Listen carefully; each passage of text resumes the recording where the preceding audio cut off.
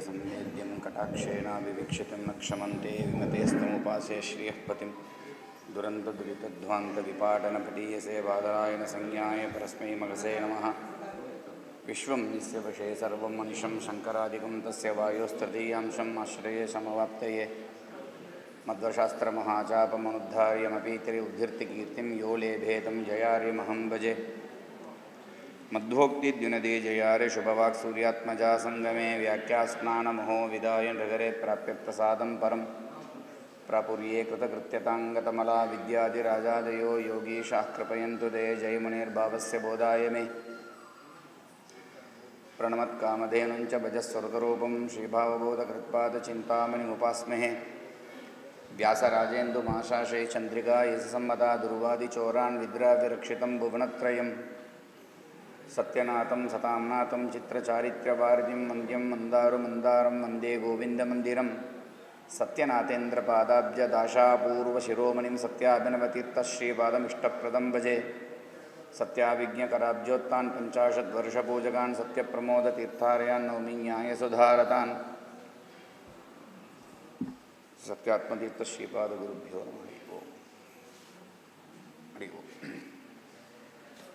ಇವತ್ತು ಒಂದು ರೀತಿಯಾದ ದುರ್ದಿನ.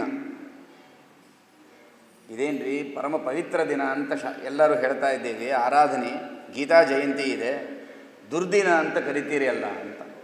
ಹೌದು, ಇವತ್ತು ದುರ್ದಿನ ಅಂತ. ಯಾಕೆ ಅಂದರೆ ಸೂರ್ಯೋದಯ ಆಗಲೇ ಇಲ್ಲ ಇವತ್ತು. ಅಂದರೆ ನಮಗೆ ಸೂರ್ಯನ ಕಿರಣಗಳು ಬರಲೇ ಇಲ್ಲ. ಸೂರ್ಯನ ಕಿರಣ ಬೀಳದೇ ಇದ್ದ ದಿವಸವನ್ನು ಜ್ಯೋತಿಷದ ಪ್ರಕಾರ ದುರ್ದಿನ ಅಂತ ಕರೀತಾರೆ. ತದ್ದಿನಂ ದುರ್ದಿನಂ ಮನ್ಯೆ ಮೇಘಚ್ಛನ್ನಂ ನ ದುರ್ದಿನಂ ವಾದಿರಾಜ ಶ್ರೀಪಾದಂಗಳವರು ಹೇಳ್ತಾರೆ. ಆದರೆ ವಾದಿರಾಜರು ಹೇಳಿದರು, ಸಾಮಾನ್ಯ ಅಲ್ಪ ಜನರ ಪಾಮರರ ದೃಷ್ಟಿಯಿಂದ ಇದು ದುರ್ದಿನ ಅಂತ ಅನಿಸಬಹುದು. ಆದರೆ ಕರೇ ದುರ್ದಿನ ಯಾವುದು ಅಂತಂದರೆ ಯದ್ದಿನಂ ಹರಿಸಲ್ಲಾಪ ಕಥಾ ಪೀಯೂಷವರ್ಜಿತಂ. ಯಾವತ್ತು ಭಗವಂತನ ಮಹಿಮೆಗಳನ್ನು ಕೇಳದೇ ಒಂದು ದಿವಸ ನಾವು ಕಳೆದೇವೆ ಅಂತಂದರೆ ಅವತ್ತೇ ಕರೇ ದುರ್ದಿನ ಅಂತ ಹೇಳ್ತಾರೆ. ಆ ರೀತಿಯಿಂದ ಇವತ್ತು ದುರ್ದಿನ ಆಗೋದಿಲ್ಲ. ಯಾಕೆಂದರೆ ಹರಿಸಲ್ಲಾಪ ಕಥಾ ಪೀಯೂಷವರ್ಜಿತಂ. ಈ ಪೀಯೂಷ ಮಾತ್ರ ಬರೋದಷ್ಟೇ ಅಲ್ಲ, ಹರಿಸಲ್ಲಾಪ ಕಥಾ ಪೀಯೂಷ ವರ್ಜಿತಂ. ಭಗವಂತನ ಸಲ್ಲಾಪ ಕಥೆಗಳು, ಭಗವಂತನ ಮಹಿಮೆಗಳು ಅದನ್ನು ಕೇಳದೇ ಇದ್ದರೆ ಮಾತ್ರ ಅದು ದುರ್ದಿನ ಅಂತ. ಅದನ್ನು ಹೀಗೆ ಎರಡು ರೀತಿಯಿಂದ ಅನಿಸಬಹುದು, ಅದರ ಅಭಿಪ್ರಾಯವನ್ನು ತಿಳಿಯಬಹುದು. ಸಲ್ಲಾಪ ಅಂತ ನಾವು ಕರಿತೇವೆ. ನಮ್ಮ ದ್ರವಿಡ ಭಾಷೆಯಲ್ಲಿ ಸಲ್ಲಾಪ ಅಂದರೆ ಅದು ಬೇರೆ ಅರ್ಥ, ಭಾಳ ಗ್ರಾಮ್ಯ ಕಥಾ ಅಂತ ಅನಿಸ್ಕೊಂಡಿದ್ದಾರೆ. ಆದರೆ ಸಲ್ಲಾಪ ಅಂತಂದರೆ ಸಮೀಚೀನವಾದ ಲಾಪ, ಒಳ್ಳೆ ಮಾತು, ಒಳ್ಳೆ ಕಾನ್ವರ್ಸೇಷನ್ ಅಂತ ಅರ್ಥ. ಹರಿಯ ಸಲ್ಲಾಪಗಳು ಅಥವಾ ಚೇಷ್ಟೆಗಳು, ವ್ಯಾಪಾರಗಳು, ಚರಿತ್ರೆಗಳು, ಹರಿಯ ಸಲ್ಲಾಪದ ಪರಮಾತ್ಮನಲ್ಲಿ ಸಲ್ಲಾಪವನ್ನು ಮಾಡಿಕೊಂಡವರು ನಮ್ಮ ಸತ್ಯನಾಥ ತೀರ್ಥ ಶ್ರೀಪಾದಂಗಳವರು ಮೊದಲಾದವರು. ಭಗವಂತನ ವಿಷಯದಲ್ಲಿ ಹರವು ಸಲ್ಲಾಪ ಯೇಷಾಂತೆ ಹರಿಸಲ್ಲಾಪ. ಭಗವಂತನ ವಿಷಯದಲ್ಲಿ ಸಲ್ಲಾಪ ಪಡೆದವರು ಅಂಥವರ ಕಥಾಪೀಯೂಷ ವರ್ಜಿತಂ. ಅಂಥವರ ಮಹಿಮೆಗಳನ್ನು ಕೇಳದೇ ಇದ್ದರೆ ಅದು ದುರ್ದಿನ. ಅದಾಗೋದಿಲ್ಲ. ಅವರ ಮಹಿಮೆಗಳನ್ನು ಕೇಳುತ್ತೇವೆ, ಅವರನ್ನು ಕಾಣ್ತಾ ಇದ್ದೇವೆ.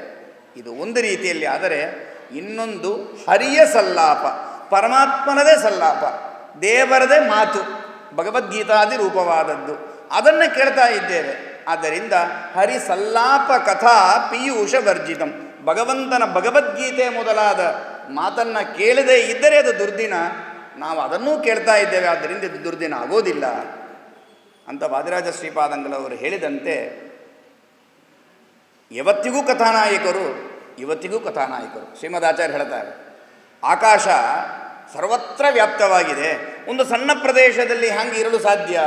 ನಮ್ಮ ಭಗವಂತನ ಬಗ್ಗೆ ಆಕ್ಷೇಪ ಮಾಡ್ತಾರೆ. ಸರ್ವತ್ರ ಪ್ರಸಿದ್ಧೋಪದೇಶ ಅರ್ಭಗೌಕಸ್ತ್ವಾನ್ ನೇತಿ ಚೇನ್ನ ಅಂತ ಸೂತ್ರದಲ್ಲಿ ಶಂಕಾ ಮಾಡಿಕೊಂಡು, ದೇವರು ಎಲ್ಲ ಕಡೆಗಿರುವ ದೇವರು ಒಂದು ಸಣ್ಣ ಪದಾರ್ಥದಲ್ಲಿ ಹ್ಯಾಂಗರಿ ಇರ್ತಾನೆ, ಅವನು ಎಲ್ಲ ಕಡೆಗೆ ಇರೋವ್ರಿ ಅಂತ ಪೂರ್ವಪಕ್ಷಿಗಳು ಶಂಕಾ ಮಾಡಿದರೆ ಆಚಾರ್ಯರು ಹೇಳ್ತಾರೆ, ಏನು ದಡ್ಡತನ ಇದು?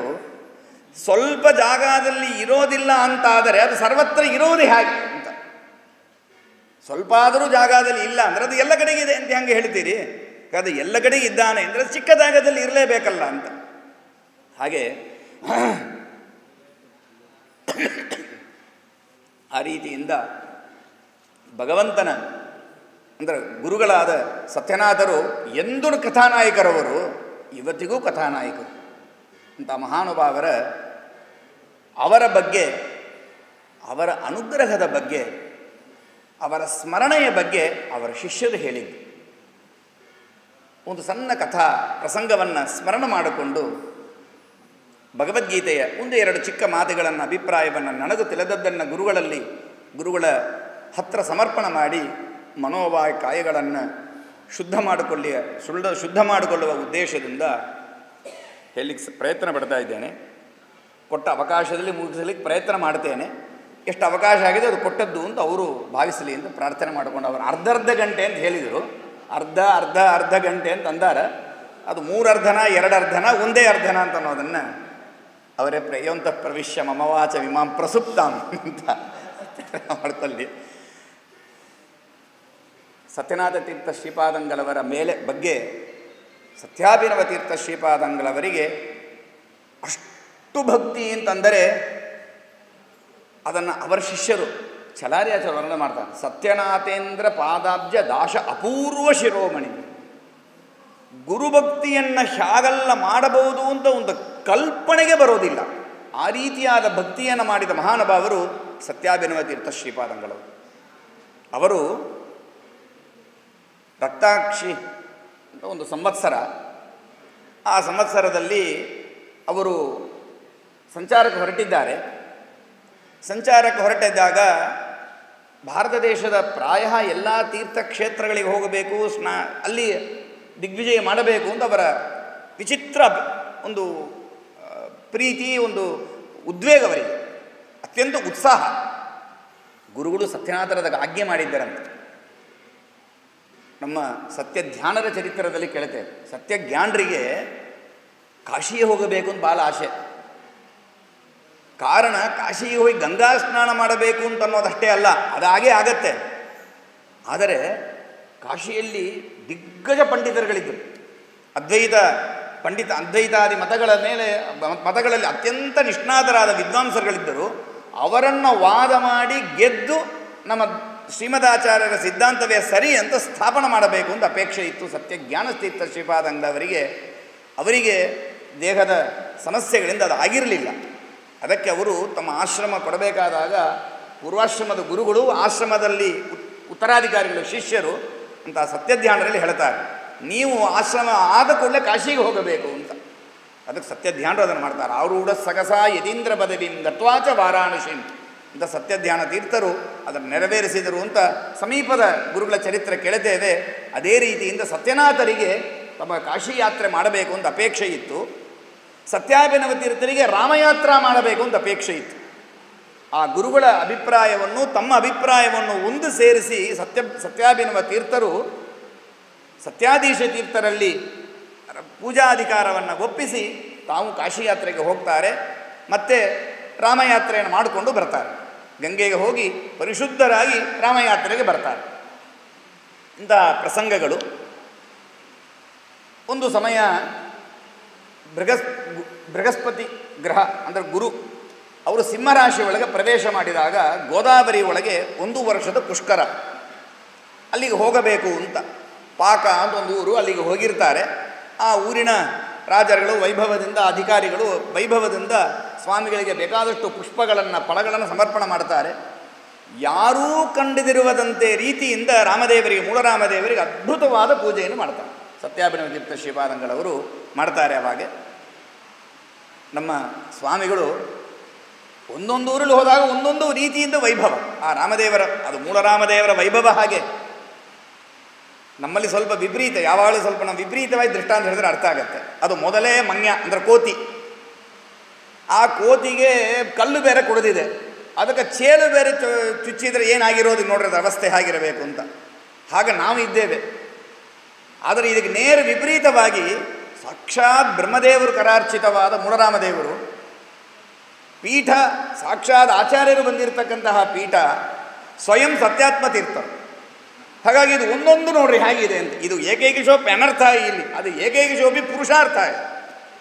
ಮಹಾ ವಿಷಯ ಅದು. ಒಂದೊಂದು ರೀತಿಯಲ್ಲಿ ಒಂದೊಂದು ಊರಿನಲ್ಲಿ ಆಗುವ ವೈಭವ ಇವತ್ತಿನಂತೂ ಮಾಧ್ಯಮ ತುಂಬ ಈ ವಿಷಯದಲ್ಲಿ ಉಪಕಾರ ಮಾಡುತ್ತದೆ. ನಾವು ಪಕ್ಕದಲ್ಲಿದ್ದರೂ ಅಷ್ಟು ನೋಡಲಿಕ್ಕಾಗಿರೋದಲ್ಲ, ಅಷ್ಟು ಅದ್ಭುತವಾಗಿ ಆ ರಾಮದೇವರ ಪೂಜಾ ವೈಭವವನ್ನು ನಾವು ಕಾಣುತ್ತೇವೆ. ಆ ರೀತಿಯಿಂದ ಸತ್ಯಾಭಿನವ ತೀರ್ಥರು ಆ ಊರಿನಲ್ಲಿ ದೇವರ ಪೂಜೆಯನ್ನು ಮಾಡ್ತಾರೆ. ಮುಗಿಸ್ಕೊಂಡು ಪಕ್ಕದಲ್ಲಿ ಗೋದಾವರಿ ತೀರ ಮಣಲೂರು ಅಂತ ಊರು, ಅಲ್ಲಿಗೆ ಧರ್ಮಪುರಿ ಅಂತ, ಆ ಧರ್ಮಪುರಿಗೆ ಬರಬೇಕು ಅಂತ ಬರ್ತಾ ಇದ್ದಾರೆ. ಈ ನಮ್ಮ ತಮಿಳುನಾಡಿನ ಧರ್ಮಪುರಿ ಅಲ್ಲ, ಆಂಧ್ರ ದೇಶದಲ್ಲಿ ಧರ್ಮಪುರಿ ಇದೆ, ಗೋದಾವರಿ ತೀರದಲ್ಲಿ. ಅಲ್ಲಿಗೆ ಹೋಗ್ತಾ ಇದ್ದಾರೆ, ಪ್ರಯಾಣ ಮಾಡಬೇಕು.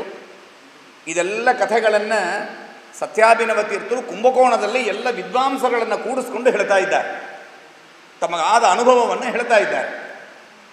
ಆ ಗೋದಾವರಿ ನದಿಗೆ ಹೋಗಬೇಕಾ, ಆ ಊರಿಗೆ ಹೋಗಬೇಕು. ಒಳ್ಳೆ ಬಿಸಿಲು ಕಾಲ, ಬಿಸಿಲು ರಟ್ಟೆ ಹೊಡಿತಕ್ಕಂತಹ ಬಿಸಿಲದು. ಹೋಗ್ತಾ ಇದ್ದಾರೆ, ಭಾಳ ಶ್ರಮ ಆಯಿತು ಅವರಿಗೆ. ಸ್ವಲ್ಪ ಉಷ್ಣದ ರೋಗ ಆಯಿತು, ಹೊಟ್ಟೆಗೆ ತಾಪ ಆಯಿತು ತುಂಬ. ಏನು ಮಾಡೋದು, ಆಯ್ತು ಪ್ರಯತ್ನ ಮಾಡೋಣ ಅಂತ ಮೊದಲನೇ ದಿವಸ, ಎರಡನೇ ದಿವಸ, 3-4 ದಿವಸ ಹಗಲಲ್ಲಿ ಪ್ರಯಾಣ ಮಾಡ್ತಾ ತುಂಬ ತಾಪ ಆಯಿತು. ಆಗೋದಿಲ್ಲ ಅಂಥೇಳಿ ರಾತ್ರಿ ಪ್ರಯಾಣ ಮಾಡೋಣ ಅಂತ ರಾತ್ರಿ ಪ್ರಯಾಣ ಮಾಡಿದರು. ರಾತ್ರಿ ಪ್ರಯಾಣ ಮಾಡಿದ್ರೆ ಇನ್ನೂ ಜಾಸ್ತಿ ತಾಪ ಶುರುವಾಯಿತು. ಬಿಸಿಲು ದಿವಸ ಅಂತ ರಾತ್ರಿ ಸ್ವಲ್ಪ ತಣ್ಣಗಿರ್ತದೆ, ಸ್ವಲ್ಪ ಆದರೂ ತಣ್ಣಗಾಗಿರಬೇಕು. ರಾತ್ರಿ ಪ್ರಯಾಣ ಮಾಡಿದ್ರೆ ಇನ್ನೂ ತಾಪ ಆಯಿತು. ಏನು ಮಾಡೋದು ಗೊತ್ತಾಗಿಲ್ಲ. ವಿಚಿತ್ರ ಹೊಟ್ಟೆ ಶಿವಳಿ, ಹೊಟ್ಟೆ ವೇದನ ಅವರಿಗೆ. ಮರಣಕ್ಕಿಂತಲೂ ಜಾಸ್ತಿ ಆಗೈತೆ ಅಂತ ವೇದನ. ಭಾಳ ತಾಳ್ಮೆ, ಸತ್ಯಾಭಿನವ ತೀರ್ಥರ ತಾಳ್ಮೆ ಅಂತಂದ್ರೆ ಅದನ್ನು ಹೇಳಲಿಕ್ಕಾಗೋದಿಲ್ಲ. ಅಂಥವರಿಗೆ ತಡ್ಕೊಳ್ಳಿಕ್ಕಾಗದೇ ಇರೋಷ್ಟು ಹೊಟ್ಟೆ ಶಿವಳಿ. ರಾಮದೇವರ ಗುರುಗಳ ಸ್ಮರಣ ಮಾಡಿಕೊಂಡ್ರು. ಸ್ವಲ್ಪ ವಿಶ್ರಾಂತಿಯನ್ನು ತೆಗೆದುಕೊಂಡ ಕಾಲಕ್ಕೆ ಸ್ವಲ್ಪ ಕನಸಿನಲ್ಲಿ ದೇವರು ಹೇಳ್ತಾನೆ ಅವರಿಗೆ, ಈ ವಿಚಿತ್ರ ವೇದನ ಬಂದಿದ್ದಕ್ಕೆ ಕಾರಣ ಇದೆ, ಸರಿಯಾಗಿ ಆಲೋಚನೆ ಮಾಡಿ ಅಂತ ದೇವರವರಿಗೆ ಸೂಚನೆ ಮಾಡ್ತಾನೆ. ಹಗಲೊತ್ತಿನ ಪ್ರಯಾಣ ಆದದ್ದಕ್ಕೆ ತಾಪ ಆಗಿದೆ ಅಂತ ತಿಳ್ಕೊಂಡು ರಾತ್ರಿಯಲ್ಲಿ ಪ್ರಯಾಣ ಮಾಡ್ತಾ ಇದ್ದೀರಿ. ರಾತ್ರಿ ಪ್ರಯಾಣ ಮಾಡಿದಾಗಲೂ ಮತ್ತೆ ಶಿವಳಿ ಆಗ್ತಾ ಇದೆ. ಹಾಗಾದರೆ ಹಗಲು ರಾತ್ರಿ ನಿಮಗೆ ಇದು ಕಾರಣ ಅಲ್ಲ, ನೀವು ಬೇರೆ ಕಾರಣ ಅದ, ಸರಿಯಾಗಿ ಆಲೋಚನೆ ಮಾಡಿ ಅಂತ ದೇವರು, ರಾಮದೇವರು ಅವರಿಗೆ ಸ್ವಪ್ನದಲ್ಲಿ ಸೂಚನೆ ಕೊಡ್ತಾರೆ. ಆಮೇಲೆ ಗುರುಗಳು ಎದ್ದು ಆ ಕ್ಷಣದಲ್ಲಿ ಎಚ್ಚರಗಾದ ಕೂಡಲೇ ತಮ್ಮ ಸತ್ಯನಾಥ ಗುರುಗಳ ಸ್ಮರಣ ಮಾಡ್ತಾರೆ. ಅವರ ಪಾದುಕೆಗೆ ಸಾಷ್ಟಾಂಗ ನಮಸ್ಕಾರವನ್ನು ಹಾಕ್ತಾರೆ. ಆಗಲೇ ಎಲ್ಲರನ್ನು ಎಬ್ಬಿಸಿ ಅದನ್ನು ಹೇಳ್ತಾರೆ. ಇದು ನಮ್ಮ ಅನೂಚಾನ, ನಮ್ಮ ಸಂಪ್ರದಾಯದಲ್ಲಿ ಬಂದ ಪದ್ಧತಿ ಇದು. ನಮ್ಮ ಶ್ರೀಮದಾಚಾರ್ಯರು ಬದ್ರಿಕಾಶ್ರಮಕ್ಕೆ ಹೋದಾಗ ಗೀತಾ ಭಾಷ್ಯವನ್ನು ಹೇಳ್ತಾರೆ. ರಾತ್ರಿ ಕಾಲದಲ್ಲಿ ಅರ್ಧರಾತ್ರಿ ಒಳಗೆ ದೇವರು ಕೇಳಿ ಗೀತಾ ಭಾಷ್ಯವನ್ನು ಕೇಳಿ ಸಂತೋಷಪಟ್ಟು ಒನ್ಸ್ ಮೋರ್ ಅಂತ ಭೂಮಿಯಲ್ಲಿ ಚಪ್ಪಾಲು ಹೊಡೆದನಂತೆ. ಈ ಮಂಚದಲ್ಲಿ ಹೊಡೆಯೋದೊಬ್ಬ ಪದ್ಧತಿ ನಮ್ಮ ದೇವರು ಶುರು ಮಾಡಿದ್ದು. ಅದು ಭಾರತ ದೇಶದ ವೈದಿಕ ಸಂಸ್ಕೃತಿ, ಅದು ಅನೂಚಾನ ಸಂಪ್ರದಾಯ. ಟೇಬಲಲ್ಲಿ ಹೊಡಿತಾರೆ ನೋಡಿ, ಹಾಗೆ ಚೆನ್ನಾಗಿದೆ ಅಂತ ಹೊಡೆಯೋ ಪದ್ಧತಿ ನಮ್ಮ ನಾರಾಯಣ ದೇವರು ಶುರು ಮಾಡಿದ್ದು. ಶ್ರೀಮದಾಚಾರ್ಯರು ತಕ್ಷಣದಲ್ಲಿ ಎಲ್ಲ ಶಿಷ್ಯರನ್ನು ಕರೆಸಿ ಮತ್ತೊಮ್ಮೆ ಗೀತಾ ಭಾಷ್ಯವನ್ನು ಹೇಳ್ತಾರೆ. ರಾತ್ರಿ ಆದಮೇಲೆ ಎಲ್ಲರನ್ನು ಎಬ್ಬಿಸಿ ಆ ಹೊತ್ತಿಗೆ ಮತ್ತೆ ಹೇಳಿಸೋರು. ನಮ್ಮ ದೊಡ್ಡ ಸ್ವಾಮಿಗಳು ಮಾಡ್ತಿದ್ರು, ನಮ್ಮ ಆಚಾರ್ಯ ಹೇಳೋರು ಮಠದಲ್ಲಿದ್ದಾಗ. ಅರ್ಧರಾತ್ರಿ ಆದಮೇಲೆ ಎಲ್ಲರನ್ನು ಎಬ್ಬಿಸಿ ಆವಾಗೇನೋ ತಿನ್ಲಿಕ್ಕೆ ಉಣ್ಲಿಕ್ಕೆ ಕೊಟ್ಟು ಮಠದ ವೈಭವವನ್ನು ಆವಾಗ ಕೇಳಬೇಕಂತ. ತಿನ್ಲಿಕ್ಕೆ ಉಣ್ಲಿಕ್ಕೆ ಕೊಡೋದೇ ಮಠದ ವೈಭವ ಅಂತ ನಾವು ತಿಳ್ಕೊಂಡಿರ್ತೇವೆ. ಆದರೆ ಅದರ ಜೊತೆಗೆ ಇನ್ನು ಮಠದ ವೈಭವಗಳನ್ನು ಹೇಳ್ತಾ ಇದ್ದರು ಅಂತ. ಅರ್ಧರಾತ್ರಿ ಒಳಗೆ ನಗಾರಿ ಬಾಡಿಸಿದ ಕಥೆಗಳೆಲ್ಲ ಇದೆ ಹೀಗೆ ಮಠದಲ್ಲಿ. ಹಾಗೆ ಅದು ಆಚಾರ್ಯರ ಕಾಲದಿಂದ ಅನೂಚಾನವೇ ನಮ್ಮ ಈ ಸಂಪ್ರದಾಯದಲ್ಲಿ ಬಂದ ಪದ್ಧತಿ. ಆ ಹೊತ್ತಿಗೆ ಮತ್ತೆ ಎಲ್ಲರಿಗೆ ಎಬ್ಬಿಸಿ ಹೇಳ್ತಾರೆ ಸತ್ಯಾಭಿನವ ತೀರ್ಥರು, ಇದು ಈ ಬಿಸಿಲಿನಿಂದ ಆದ ತಾಪ ಅಲ್ಲ, ನಾವು ಗುರುಗಳ ಸ್ಮರಣವನ್ನು ಮಾಡಬೇಕಾಗಿದೆ, ಅದನ್ನು ಸರಿಯಾಗಿ ಮಾಡಿಲ್ಲ ಅನ್ನೋದಕ್ಕಾಗಿ ನಮಗೆ ಈ ತಾಪ ಆಗ್ತಾ ಇದೆ. ಗುರುಗಳ ಸ್ಮರಣ ಮಾಡಿದರೆ ಸಾಕು, ಈ ಹಗಲು ರಾತ್ರಿ ಬಿಸಿಲು ಇದೇನೂ ತೊಂದರೆ ಕೊಡೋದಿಲ್ಲ. ನಾಳೆಯಿಂದ ಇನ್ನು ಮುಂದೆ ಹಗಲಲ್ಲೇ ಪ್ರಯಾಣ ಮಾಡೋಣ, ಏನಾಗೋದಿಲ್ಲ, ಧೈರ್ಯದಿಂದ ಮಾಡೋಣ ಅಂತ ಹೇಳಿ ಮರಣ ದಿವಸದಿಂದ ಹಗಳೂ ಪ್ರಯಾಣ ಮಾಡಿದರು, ರಾತ್ರಿಯೂ ಪ್ರಯಾಣ ಮಾಡಿದಾರಂತ. ಅವರಿಗಲ್ಲ, ಸುತ್ತು ಜೊತೆಗೆ ಬಂದ ಯಾರಿಗೂ ಕೂಡ ಏನೂ ಶ್ರಮ ಆಗಿಲ್ಲ. ಪರಿವಾರ ಜನಾನ ಮಾರ್ಗ ದುಃಖಂ ಅಂತ ಪುರುಷರತ್ನ ಈಕ್ಷಮಾನಾಹ ಅಂತ ಪರಿವಾರ ಜನರಿಗೆ ಏನು ದುಃಖ ಆಗಿಲ್ಲ. ಎಷ್ಟು ಆಶ್ಚರ್ಯ ರೀ ಅಂತ. ಇದೇನು ಆಶ್ಚರ್ಯ, ಮಾರ್ಗದಲ್ಲಿ ಆಗುವ ದುಃಖ ಬರೋದಿಲ್ಲ ಅಂತ ದೊಡ್ಡ ಆಶ್ಚರ್ಯ ಅಂತ ಅಂದುಕೊಂಬೇಡ್ರಿ. ಈ ಗುರುಗಳ ಸ್ಮರಣೆ ಮಾಡಿದರೆ ಭವಿನೋ ಭವಾಪವರ್ಗಂ, ಸಂಸಾರವನ್ನೇ ದಾಟಬಹುದು ಅಂತಾದ ಮೇಲೆ ಯಾವುದೋ ಹಾದಿಯಲ್ಲಿ ಆಗುವ ದುಃಖ ಆಗೋದಿಲ್ಲ ಅಂತ ಅಂದುಕೊಳ್ಳೋದು ಇದೇನು ದೊಡ್ಡದು. ಅಂತ ತಮ್ಮ ಗುರುಗಳ ಮಹಿಮೆಯನ್ನು ಸೂಚನೆ ಮಾಡ್ತಾ ಶ್ರೀಮದಾಚಾರ್ಯರ ಮಹಿಮೆಯನ್ನು ಹೇಳಿದಂತೆ ಆ ಸಂಪ್ರದಾಯದಲ್ಲಿ ನಾವು ಬಂದಿದ್ದೇವೆ ಅಂತ ಅನ್ನೋದನ್ನು ಸತ್ಯಾಭಿನವ ತೀರ್ಥರು ತೋರಿಸಿಕೊಡ್ತಾರೆ. ತಮ್ಮ ಊರಿಗೆ ಬರ್ತಾರೆ. ಆ ಧರ್ಮಪುರಿಗೆ ಬಂದರು. ಆಯ್ತೆಲ್ಲ ಸುಖವಾಗಿ ಬಂದರು. ಒಳ್ಳೆ ಊರು, ಗೋದಾವರಿ ನದಿ ತೀರ, ಸುಖವಾಗಿದ್ದೇವೆ. ನರಸಿಂಹದೇವರ ಕ್ಷೇತ್ರ ಅದು. ಬೇಕಾದಷ್ಟು ವೈಷ್ಣವರು ಇದ್ದಿದ್ದಾರೆ, ಬ್ರಾಹ್ಮಣರು ಎಲ್ಲ ಸುತ್ತಮುತ್ತಲ ಜನ ಇದ್ದಾರೆ, ದೇವರಿದ್ದಾರೆ, ನದಿ ಇದೆ. ಇನ್ನೇನು ನಮಗೆ ಸುಖವಾಗಿರ್ಬೋದು, ನಮ್ಮ ಪಾಠ ಪ್ರವಚನ ಜಪ ಪೂಜೆ ಮಾಡಿಕೊಂಡು ಸುಖವಾಗಿರೋಣ ಅಂತ ಇಷ್ಟೆಲ್ಲ ಸುಖಕ್ಕೆ ಬೇಕಾದ ಸಾಧನಗಳು ತುಂಬಿದೆ. ಹಾಗಾಗಿ ನಾನು ಸುಖವಾಗಿರಬಹುದು ಅಂತ ಅನ್ನಿಸ್ಕೊಂಡಿದ್ದರು. ಮಲಗಿದ್ದಾರೆ. ಅವು ಮಾರನೇ ದಿವಸ ಆಯಿತು. ಇಷ್ಟೆಲ್ಲ ಅನಿಸ್ಕೊಂಡು ಮಲ್ಕೊಂಡ್ರು. ಮಾರನೇ ದಿವಸ ಸ್ವಾಮಿಗಳ ಸಂಬಂಧಪಟ್ಟ ಶಿಷ್ಯ ಆ ಪಕ್ಕದ ಪಾಕ ಕ್ಷೇತ್ರ ಊರಿನಿಂದ ಅವರು ಕೆಲವ ಭಟರನ್ನು ಆಳುಗಳನ್ನು ಕೊಟ್ಟು ಕಳಿಸ್ತಾರೆ. ಅದರಲ್ಲಿ ಒಬ್ಬ ಅಲ್ಲಿ ಆ ನದಿ ಗೋದಾವರಿ ನದಿಯಲ್ಲಿ ಹೋಗಿ ಮುಖ ತೊಳ್ಕೋತಾ ಇದ್ದಾನಪ್ಪ. ಬೆಳಿಗ್ಗೆ ಮುಂಜಾಮಕ್ಕೆ ಹೋಗಿ ಮುಖ ತೊಳ್ಕೊತಿದ್ದ. ಪಕ್ಕದಲ್ಲಿ ಅವನೊಬ್ಬ ಬ್ರಾಹ್ಮಣ ಇದ್ದ. ಅವನ ಹತ್ತಿರ ಇವ ಮುಖ ತೊಳ್ಕೋತಾ ಇದ್ದಾನೆ. ಅವನ ಆಳುಗಳು ತುಂಬಷ್ಟು ಜನರಿದ್ದರು. ಅವನಿಗೂ ರಾಮ ಅಂತ ಹೆಸರಿತ್ತು. ಅವನಿಗೆ ಬೊಜ್ಜಿರಾಮ ಅಂತ ಕರೆದಿದ್ದರು ಅವನು. ಅವ ಅಲ್ಲಿ ಮುಖ ಬರೆಸ್ಕೊಂತಿದ್ದ. ಈ ಸ್ವಾಮಿಗಳ ಶಿಷ್ಯ ಏನಾಗಿದೆ, ಆ ರಾಮಣ್ಣನ ಸುತ್ತಮುತ್ತಲ ಜನ ಬಂದು ಅವನ ಮೇಲೆ ಬೈದು ಅವನನ್ನು ಹೊಡೆದು ಭಾಳ ಹಿಂಸೆ ಮಾಡಿಬಿಡ್ತಾರೆ. ಯಾಕೆಂದರೆ ನಮ್ಮ ಯಜಮಾನರು ನಿಂತಿದ್ದಾರೆ, ಅವರೆದುರು ನೀನು ಮುಖ ತೊಳ್ಕೋತೀಯ ಇಲ್ಲಿ ಬಂದು ಅಂಥೇಳಿ ಅವರನ್ನು ಬೈತಾರೆ, ಭಾಳ ಹಿಂಸೆ ಮಾಡ್ತಾರೆ. ತಮ್ಮ ಮಠದ ಸ್ವಾಮಿಗಳ ಶಿಷ್ಯರನ್ನು ಹಿಂಸೆ ಮಾಡ್ತಾರೆ ಅಂತ ತಿಳಿದುಕೊಂಡು ಅವರ ಜೊತೆಗೆ ಬಂದ ಇನ್ನಷ್ಟು ಕೆಲವರು ಬಂದು ಸಹಕಾರಕ್ಕೆ ಬರ್ತಾರೆ. ಅವರು ಎಲ್ಲರನ್ನು ಕಟ್ಟಿ ಹಾಕಿ ಹೊಡಿತಾರೆ. ಎಲ್ಲರನ್ನು ಹೊಡೆದು ಹಾಕಿಬಿಡ್ತಾರೆ. ಯಾರು ಆ ರಾಮನ ಬೊಜ್ಜಿರಾಮನ ಜನ ಚೆನ್ನಾಗಿ ಹೊಡೆದು ಹಾಕಿಬಿಡ್ತಾರೆ. ಇಷ್ಟರಲ್ಲಿ ಮಠದಲ್ಲಿ ವಿಷಯ ಬಂದುಬಿಟ್ಟಿದೆ. ಅವರು ಇಲ್ಲಿ ಯಾವುದೋ ಮಠದವರು ಬಂದಾರ, ಯಾತ್ರಿಕರು, ಮಠ ಬಂದಿದೆ, ಅವರ ಹತ್ರ ಬೇಕಾದಷ್ಟು ಸಂಪತ್ತಿದೆ ಅಂತೆಲ್ಲ ಏನೋ ಗೊತ್ತಾಗ್ಬಿಟ್ಟಿದೆ. ಅವನೇನು ಮಾಡಿದ, ಆ ಬಜ್ಜಿರಾಮ ಅಂತನ್ನೋವ ದುಷ್ಟ ಮನಸ್ಸಿನಿಂದ ತನಗೆ ತುರುಷ್ಕ ಸ್ನೇಹಿತರಿದ್ದರು, ಅವರನ್ನು 50 ಜನರನ್ನು ಕರೆಸ್ಕೊಂಡು ಕುದುರೆ ಮೇಲೆ ಬರಿಸಿ ಆ ಸ್ವಾಮಿಗಳು ಸತ್ಯಾಭಿನವ ತೀರ್ಥರು ಯಾವ ಮಠದಲ್ಲಿ ಉಳ್ಕೊಂಡಿದ್ದಾರೆ ಅದನ್ನು ಸುತ್ತೋಕೊಂಡು ರೌಂಡ್ ಅಪ್ ಮಾಡಿಸಿಬಿಟ್ರು. 2 ದ್ವಾರ ಇತ್ತು. ಆ 2 ದ್ವಾರದ ಹತ್ರ ಮುಕುಂಡ 2 ತುರುಷ್ಕರನ್ನು ಬರಿಸಿ ಸುತ್ತೋರೆ ಹಿಡಿಸ್ಕೊಂಡ್ಬಿಟ್ಟಿದ್ದಾರೆ. ಇವನು ಬರ್ತಾ ಇದ್ದಾನೆ, ರಾಮನ್ ಮಠದಲ್ಲಿ ಬರಬೇಕು, ಮಠಕ್ಕೆ ಬರಬೇಕು, ಅಲ್ಲಿ ಏನಿದೆ ಎತ್ತಲ ಕಿತ್ಕೊಂಡು ಹೋಗಬೇಕು ಅಂತ ಬರ್ತಾ ಇದ್ದಾನೆ. ಅಲ್ಲಿ ಮಠದ ಹತ್ರ ಬಂದಾಯಿತು, ಬರ್ತಾ ಇದ್ದಾರೆ. ಅಷ್ಟರೊಳಗೆ ವಿಷಯ ಸುದ್ದಿ ಗೊತ್ತಾಗಿಬಿಟ್ಟಿದೆ. ಸ್ವಾಮಿಗಳು ಸತ್ಯಾಭಿನವ ತೀರ್ಥರಿಗೆ ಎಲ್ಲ ಹೆದರ್ಕೊಂಡು ಕೆಲವರು ಓಡ್ತಾರೆ, ಕೆಲವರು ಆ ಮಂದ ಜನ ಸೈನಿಕರು ಮೇಲೆ ಹತ್ತಿ ಆವಾಗೆಲ್ಲ ಈ ಕೀತಲ್ವಾ ಅದೆಲ್ಲ ಕಿತ್ತಾರೆ, ಕಿತ್ತಿ ಮೇಲಿಂದ ಧುಮುಕ್ಲಿಕ್ಕೆ ಪ್ರಯತ್ನ ಮಾಡ್ತಾ ಇದ್ದಾರೆ ತುಂಬಷ್ಟು ಜನ. ಕೆಲವರು ಏನು ಮಾಡೋದನ್ನು ಗೊತ್ತಾಗಿಲ್ಲ. ಮಠದಲ್ಲಿರೋ ಶಿಷ್ಯರುಗಳು ಕೆಲವರು ಬಚ್ಕೊಳ್ತಾರೆ, ಎಲ್ಲೋ ಹೋಗ್ತಾರೆ, ಮುಸುಕು ಹಾಕೋತಾರೆ, ಏನು ಮಾಡಬೇಕಂತ ಗೊತ್ತಾಗ್ತಾ ಇಲ್ಲ. 50-60 ಜನ ನಿಂತಾರೆ ಹೊರಗೆ. ಆ ಸಂದರ್ಭ ಸ್ವಾಮಿಗಳಿಗೆ ಅವರೆಲ್ಲ ಬರ್ತಾ ಇದ್ದಾರೆ ಅಂತ ಆದ ಕೂಡಲೇ ಹೆದರಿಕೆ ನಮ್ಮ ರಾಮದೇವರನ್ನು ರಕ್ಷಣೆ, ಆ ರಾಮದೇವರ ಪೆಟ್ಟಿಗೆ ಅದನ್ನಿದೆ, ಇನ್ನೇನಾದ್ರು ಆಸ್ತಿಗಳು ಹೋದರೂ ಸಂಪಾದನೆ ಮಾಡ್ಬೋದು, ಆದರೆ ರಾಮದೇವರನ್ನು ಆ ಪ್ರತಿಮೆಯನ್ನು ಸಂಗ್ರಹ ರಕ್ಷಣೆ ಮಾಡೋದು ನಮ್ಮ ಮೂಲ ಸಂಸ್ಥಾನದ ಮಹಾಪ್ರತಿಮಾ.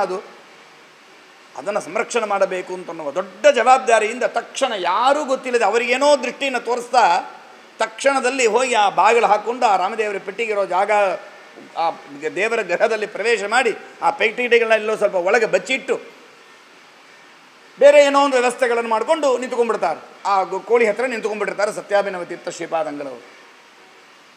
ಗುರುಗಳನ್ನು ಸ್ಮರಣೆ ಮಾಡ್ತಾರೆ. ಏನಾಗಿದೆ, ನಾನು ಏನು ಅಪರಾಧ ಮಾಡಿದೆ, ಯಾಕೆ ಹೀಗಾಯಿತು, ಯಾವಾಗಲೂ ಗುರು ನನ್ನ ರಕ್ಷಣೆ ಮಾಡ್ತಾ ಇದ್ದದ್ದು ಈಗ ಯಾಕೆ ನನ್ನ ಕೈ ಬಿಟ್ಟಂಗೆ ಆಗಿದೆ, ನನಗೇನು ಅನಾಹುತ ಆಗ್ತಾ ಇದೆ ಇವಾಗ ಗೊತ್ತಾಗಿಲ್ಲಲ್ಲ ಅಂತ ಗುರುಗಳನ್ನು ಭಕ್ತಿಯಿಂದ ಸ್ಮರಣೆ ಮಾಡ್ತಾರೆ ಸ್ವಾಮಿಗಳು ಸತ್ಯಾಭಿನವ ತೀರ್ಥರು.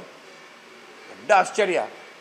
ಕಣ್ಣಿಂದ ನೋಡ್ತಾ ಇದ್ದಾರೆ, ಎಲ್ಲ ಏನು ಅನಾಹುತ ಆಗ್ತಾ ಇದೆ ಅಂತ ಅನ್ನೋದು ನೋಡ್ತಾ ಇದ್ದಾರೆ. ತುರುಷ್ಕರಾಜ 2 ಕಡೆಗೆ ನಿಂತಾನ, ಯಾರು ಹೊರಗೆ ಹೋದರೂ ಅವರನ್ನು ಹಿಡಿದು ಕೊಲ್ಲಿಕ್ಕೆ ತಯಾರಿ ನಿಂತಿದ್ದಾನೆ. ಆ ಬಜ್ಜಿರಾಮ ಒಳಗೆ ಪ್ರವೇಶ ಮಾಡೇ ಬಿಟ್ಟ, ಒಳಗೆ ಬಂದಾನೆ. ಇದೇನಿದು, ನೀವು ಬ್ರಾಹ್ಮಣರು ಅಂತ ಹೇಳಿ ನೀವು ಇದು ಮಾಡ್ತೀರಿ ಅಂತ ಹೇಳಿ ಬಾಯಿ ಬಂದಂಗೆ ಸಿಕ್ಕಾಪಟ್ಟಿಗೆ ಬೈತಾನೆ. ಏನೂ ಕಾರಣ ಇಲ್ಲ, ಯಾಕೆ ಬೈತಾನೆ ಅಂತ ಕಾರಣ ಗೊತ್ತಿಲ್ಲ. ಇವು ಯಾರು ಅಂತ ಬೈಸ್ಕೊಳ್ಳುವಂತೆ ಏನೂ ಮಾಡಿಲ್ಲ. ಬರ್ತಾನೆ, ಬೈತಾಗಿ ಸ್ವಾಮಿಗಳ ಹತ್ರ ಬಂದು ಸ್ವಾಮಿಗಳ ಮುಖದ ಮೇಲೆ, ಗಳ್ಳದ ಮೇಲೆ ಕೈ ಇಡ್ತಾನೆ.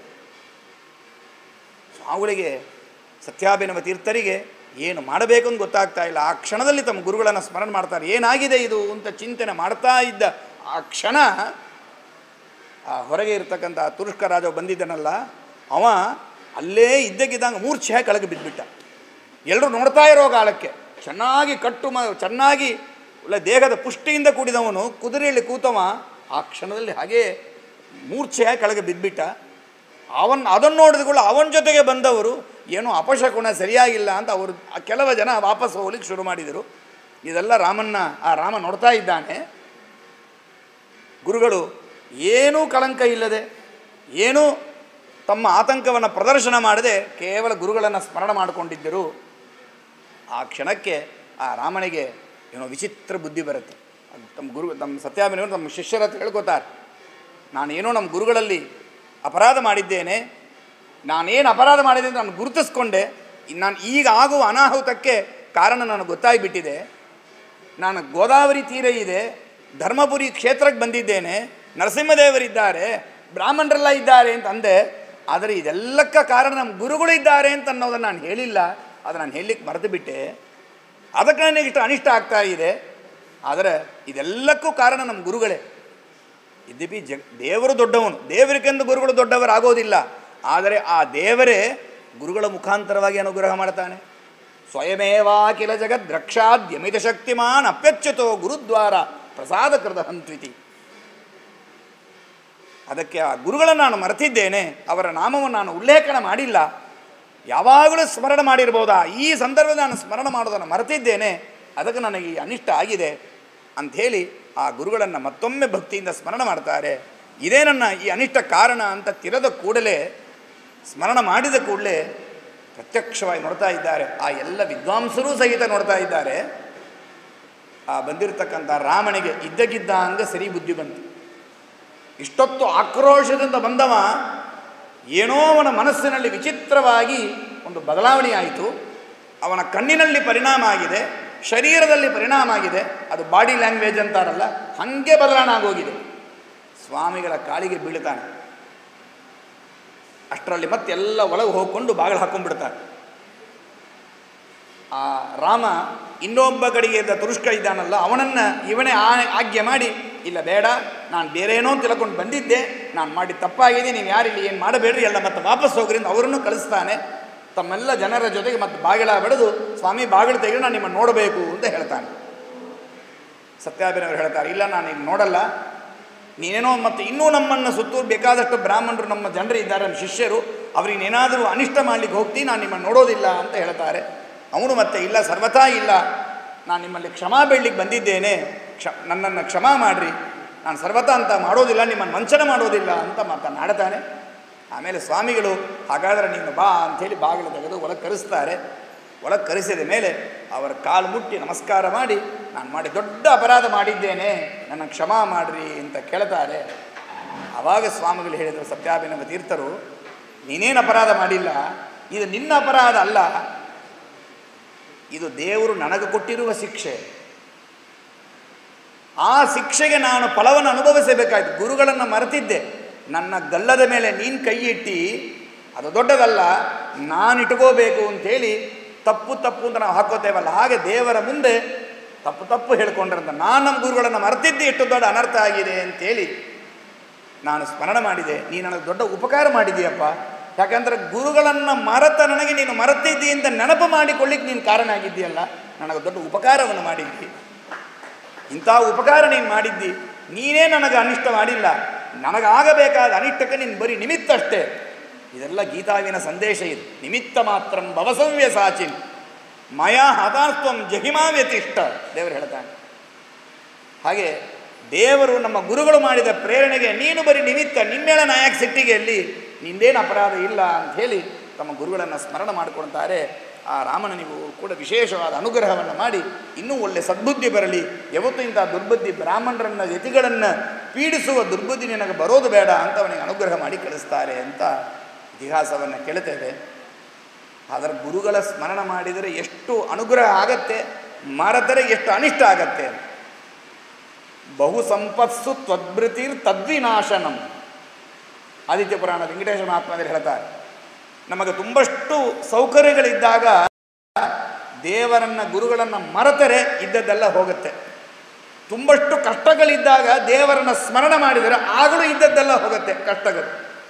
ಹಾಗಾಗಿ ದೇವರ ಸ್ಮರಣ ಮಾಡಿದರೆ, ಗುರುಗಳ ಸ್ಮರಣ ಮಾಡಿದರೆ ನಮಗೆಲ್ಲ ಕ್ಷೇಮ ಆಗತ್ತೆ ಅಂತ ಅನ್ನೋದನ್ನು ಹೇಳ್ತಾ ಸತ್ಯಾಭಿನವ ತೀರ್ಥರು ಹೇಳ್ತಾರೆ. ಸತ್ಯನಾಥ ಗುರುಗಳ ದರ್ಶನ, ಅವರ ಸ್ಪಷ್ಟ ಇದೇ ಮಾತು ಹೇಳ್ತಾರೆ, ಅವರ ವೃಂದಾವನ ದರ್ಶನವೂ ಕೂಡ ನಮಗೆ ಸಕಲ ಐಶ್ವರ್ಯಗಳನ್ನು ಕೊಡ್ತಾ ಇದೆ. ನಾನೇ ಉದಾಹರಣೆ ಅಂತಾರೆ ಸತ್ಯಾಭಿನವ ತೀರ್ಥ. ನಾನೇ ದೊಡ್ಡ ಉದಾಹರಣೆಗಿದ್ದೇನೆ. ಎಷ್ಟೋ ದೊಡ್ಡ ಐಶ್ವರ್ಯ ನಮ್ಮ ಈ ಉತ್ತರಾದಿಮಠದ ಸಾಮ್ರಾಜ್ಯ, ವೇದಾಂತ ಸಾಮ್ರಾಜ್ಯವನ್ನು ನನಗೆ ಅನುಗ್ರಹ ಮಾಡಿದ್ದಾರೆ ಸತ್ಯನಾಥ ಶ್ರೀಪಾದಂಗಳವರು. ಹಾಗಾಗಿ ಜನರು ಯಾರಾದರೂ ಕೂಡ ಭಕ್ತಿಯಿಂದ ಅವರನ್ನು ಆರಾಧಿಸಿದರೆ, ಭಕ್ತಿಯಿಂದ ಅವರಿಗೆ ಸೇವಿಸಿದರೆ ಅವರವರಿಗೆ ಯೋಗ್ಯವಾದ ಐಶ್ವರ್ಯವನ್ನು ಅವರಿಗೆ ಸತ್ಯನಾಥರು ಅನುಗ್ರಹ ಮಾಡ್ತಾರೆ ಅಂಥೇಳಿ ಸತ್ಯಾಭಿನವ ತೀರ್ಥರು ತಮ್ಮ ಗುರುಗಳ ಸ್ಮರಣದ ಮಹಿಮೆಯನ್ನು ತಿಳಿಸ್ತಾರೆ. ಅಂಥ ಮಹಾಗುರುಗಳು ಸತ್ಯನಾಥ ತೀರ್ಥ ಶ್ರೀಪಾದಂಗಳವರು ಇದೀಗ ಹೇಳಿದರು ಪಂಚಾಭಿನವ ಗ್ರಂಥದ ಬಗ್ಗೆ, ಏಕಾದಶಿಯ ಮಹಿಮೆಯ ಬಗ್ಗೆ. ಇದೇ ತಿರುವಣ್ಣಾಮಲೆಗೆ ತಿರುಪತಿಗೆ ಹೋಗಿದ್ದಾರೆ ಸತ್ಯನಾಥ ತೀರ್ಥ ಶ್ರೀಪಾದಂಗಳು. ತಿರುಪತಿಗೆ ಹೋಗಿ ದೇವರ ದರ್ಶನ ಮಾಡಿಕೊಂಡು ಕಾಂಚಿಗೆ ಬರ್ತಾರೆ.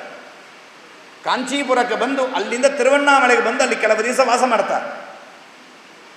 ತಿರುವಣ್ಣಾಮಲೆಯಲ್ಲಿ ವಾಸ ಮಾಡ್ತಾರೆ. ಅಲ್ಲಿ ತಮ್ಮ ಗುರುಗಳಾದ ಸತ್ಯನಿಧಿ ತೀರ್ಥ ಶ್ರೀಪಾದಂಗಳವರ ಮಹಾಸಮಾರಾಧನೆಯನ್ನು ತಾವೇ ಇದ್ದು ಮಾಡುವ ಕೊನೆಯ ಮಹಾಸಮಾರಾಧನೆ ಅಂಥೇಳಿ ಅತ್ಯಂತ ವೈಭವದಿಂದ ನಡೆಸ್ತಾರೆ. ಅದಕ್ಕೆ ಪೂರ್ವದಲ್ಲಿ ಅವರಿಗೆ ಮೊದಲೇ ಗೊತ್ತಾಗಿದೆ ತಮ್ಮ ಅಂತ್ಯಕಾಲ ವ್ಯರ್ಥ ಆಗಿದೆ ಎಂಬುದನ್ನು ತಿಳಿದುಕೊಂಡು, ದೇವರ ಸೂಚನೆ ಆದದನ್ನು ತಿಳಿದುಕೊಂಡು ಯಾವತ್ತು ದೇವರ ಸೂಚನೆ ಮಾಡಿದೋ ಅವತ್ತರಿಂದ ಊಟ ಬಿಟ್ಟು, ನಾವು ಏಕಾದಶಿ ಒಂದು ದಿವಸ ಊಟ ಬಿಡಿಸಲಿಕ್ಕೆ ಪಾಪ ಇಷ್ಟೊಂದು 1 ತಾಸು ಉಪನ್ಯಾಸ ಮಾಡಿದ್ದಾರೆ. ಒಂದು ದಿವಸ ನಾವು ಊಟ ಬಿಡಲಿಕ್ಕೆ, ಒಂದು ದಿವಸ ಆಹಾರ ಬಿಡಲಿಕ್ಕೆ. ಸತ್ಯನಾಥ ತೀರ್ಥ ಶ್ರೀಪಾದಂಗಳವರು ತಿಂಗಳಗಟ್ಟಲೆ ಊಟ ಮಾಡಿಲ್ಲ. ದೇವರ ಪೂಜೆ, ರಾಮದೇವರ ಪೂಜೆ, ವೈಭವದಿಂದ ದೇವರ ನೈವೇದ್ಯ ಎಲ್ಲ ಬ್ರಾಹ್ಮಣರಿಗೆ ಕೊಡಿಸಬೇಕು. ತಾವು ಊಟ ಮಾಡುವಂತೆ ಚಿಕ್ಕಡಿಗೆ ಆಗಿರ್ತದೆ. ಸತ್ಯಾಭಿನವರ ಕಾಲದಿಂದಲೇ ಚಿಕ್ಕಡಿಗೆ ಪ್ರಧಾನವಾಗಿ ಶುರುವಾದದ್ದು. ಆಮೇಲೆ ಸತ್ಯನಾಥರು ಎಲ್ಲ ನೈವೇದ್ಯ ಆಗಿದೆ, ಅಲಂಕಾರದ ಅಡಿಗೆ ನೈವೇದ್ಯ ಎಲ್ಲ ಆಗಿದೆ, ಎಲ್ಲರಿಗೆ ಸ್ವಾಮಿಗಳು ಭಿಕ್ಷೆ ಕೂತಾರಂತ ತಿಳ್ಕೊಂಡಿರ್ತಾರೆ. ಸತ್ಯನಾಥರು ಏನಿಲ್ಲ, ಒಳಗೆ ಒಂದು ಲೋಟ ಹಾಲು, ಒಂದು ಬಾಳೆಹಣ್ಣು ದೇವರಿಗೆ ನೈವೇದ್ಯ ಮಾಡಿದ್ದು, ಇಷ್ಟೇ ತಗೋತಿದ್ದು. ತಿಂಗಳಾರು ಗಟ್ಟಲೆ ಹೀಗೆ ಇರ್ತಾ ಇದ್ದಾರೆ. ಇನ್ನು ತಮ್ಮ ಅಂತ್ಯಕಾಲ ಬಂದಿದೆ, ದೇವರ ವಿಶೇಷ ಉಪವಾಸ ಕರೆದಾಗ ಆಗಲಿ ಅಂತನ್ನುವ ದೃಷ್ಟಿಯಿಂದ ಈ ಉಪವಾಸ ವ್ರತವನ್ನು ಸತ್ಯನಾಥರು ಮಾಡ್ತಾ ಇದ್ದರು. ಅಲ್ಲಿಂದ ಇಲ್ಲಿಗೆ ಅವರ ಪ್ರಯಾಣ ಆಗಿದೆ. ಅಂತಹ ಸತ್ಯನಾಥ ತೀರ್ಥ ಶ್ರೀಪಾದಂಗಳವರು ಅನೇಕ ಗ್ರಂಥಗಳನ್ನು, ಪಂಚಾಭಿನವ ಕರ್ತೃಗಳು ಅಂತ ಪ್ರಸಿದ್ಧ. 4 ಗ್ರಂಥಗಳಾಗಿದೆ ನಿಜ, ಆದರೆ 4 ಗ್ರಂಥಗಳಲ್ಲ, ಅಭಿನವವಾಗಿದ್ದದ್ದು ಅದು 4, ಅತ್ಯಂತ ಅಭಿನವವಾಗಿದ್ದು ಅನೇಕ ಗ್ರಂಥಗಳಾಗಿದೆ. ಗೀತಾ ಭಾಷ್ಯಕ್ಕೆ ರೂಪಾವತಾರದ ವ್ಯಾಖ್ಯಾನ, ಗೀತಾ ತಾತ್ಪರ್ಯಕ್ಕೆ ವಾಕ್ಯಾರ್ಥ ವಿವೇಕ ಅಂತ ವ್ಯಾಖ್ಯಾನ, ವಿಜಯಮಾನ ಅಂತ ಒಂದು ಪ್ರತ್ಯೇಕ, ಪರಶು ಅಂತ ಮಾಯಾವಾದ ಖಂಡನಕ್ಕೆ ಪರಶು ಅಂತ ಗ್ರಂಥಗಳು. ಇದಲ್ಲದೆ ಅನ್ಯ ಗ್ರಂಥಗಳು ಅವ್ರದ್ದು ಆಗಿದೆ. ಅದಕ್ಕೆ ಪಂಚಾಭಿನವ ಕರ್ತೃಗಳು ಅಂತ ಅನ್ನೋದು ಕರೆಕ್ಟ್, ಸರಿನೇ. ಪಂಚ ಅಂದರೆ 5 ಅಂತ ಒಂದು ಅರ್ಥದಲ್ಲಿ ಇದೆ, ಅದು ಸರಿ. ಪಂಚ ಅಂದರೆ ಪಚಿ ವಿಸ್ತಾರೆ ಅಂತ ಒಂದು ಧಾತು ಇದೆ. ಪಂಚಪಾತ್ರ ಅಂತ ಕರಿತೇವೆ. ಒಂದೇ ಪಾತ್ರೆ ಇಟ್ಕೊಂಡು ಪಂಚಪಾತ್ರ ಅಂತೆ. ಒಂದಿ ಹಾಗೆ ಪಂಚಪಾತ್ರೆ ಆಯಿತು ಅಂದರೆ ಸಾಮಾನ್ಯ ಮಟ್ಟದಲ್ಲಿ ಗಂಗಾಳ, ಕೊಡ ಅಂತೆಲ್ಲ ಇರ್ತದೆ. ಹೊಟ್ಟೆ ದೊಡ್ಡದಾಗಿದ್ದರೂ ಬಾಯಿ ಸಣ್ಣದಿರ್ತದೆ. ಈ ಪಂಚಪಾತ್ರ ಅಂತ ಯಾವುದನ್ನು ಕರಿತೇವೆ ನೋಡ್ರಿ, ಏಕಪ್ರಕಾರ ಮೇಲಿಂದ ಕೆಳಗೆ ತನಕ ವಿಸ್ತಾರವಾಗಿ ಅಗಲ ಇದ್ದರೆ ಅದನ್ನು ಪಂಚಪಾತ್ರ ಅಂತ ಕರೆಯೋದಿಲ್ಲ. ಅಂದರೆ ಪಂಚ ಅಂದರೆ ವಿಸ್ತಾರ ಅಂತ ಅರ್ಥ. ಪಂಚಾಸ್ಯ ಸಿಂಹಕ್ಕೆ ಕರೀತಾರೆ. ಹಾಗಾಗಿ ಪಂಚ ಅಂದರೆ ವಿಸ್ತಾರ. ಸತ್ಯನಾಥರ ಅಭಿನವಗಳು 1, 2, 3 ಅಂತ ಹೇಳಿ ಅಳತಿ ಲೆಕ್ಕ ಹೇಳಿಕ್ಕೆ ಬರೋದಿಲ್ಲ. ಪಂಚ ಅಭಿನವ, ವಿಸ್ತಾರವಾದ ಅಭಿನವ ಬರುವುದು ಅನ್ನೋದಕ್ಕೆ ಅದು ಪಂಚಾಭಿನವ ಕರ್ತೃಗಳು ಅಂತ ಅನ್ನೋದು ಅರ್ಥ. 5 ಸಂಖ್ಯೆದ ಅಭಿನವ ಮಾಡಿದವರು ಅಂತ ಅನ್ನೋದು ಸರಿ, ಆದರೆ 5 ಅಂತಲ್ಲ. ಅದಕ್ಕೆ ಇದು ಪಂಚ ವಿಸ್ತಾರವಾದ ಅಭಿನವ ಆಗಿದೆ ಅವರದು ಅಂತ ಅನ್ನೋದಕ್ಕೂ ಕೂಡ ಅವರು ಪಂಚಾಭಿನವ ಕರ್ತೃಗಳು ಅಂತ ಆಗಿದ್ದಾರೆ.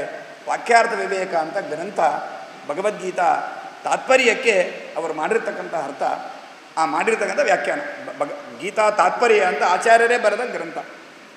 ಮಾಮೂಲಿ ಹೇಳೋದು ನಮ್ಮ ಹೇಳೋ ಕ್ರಮ,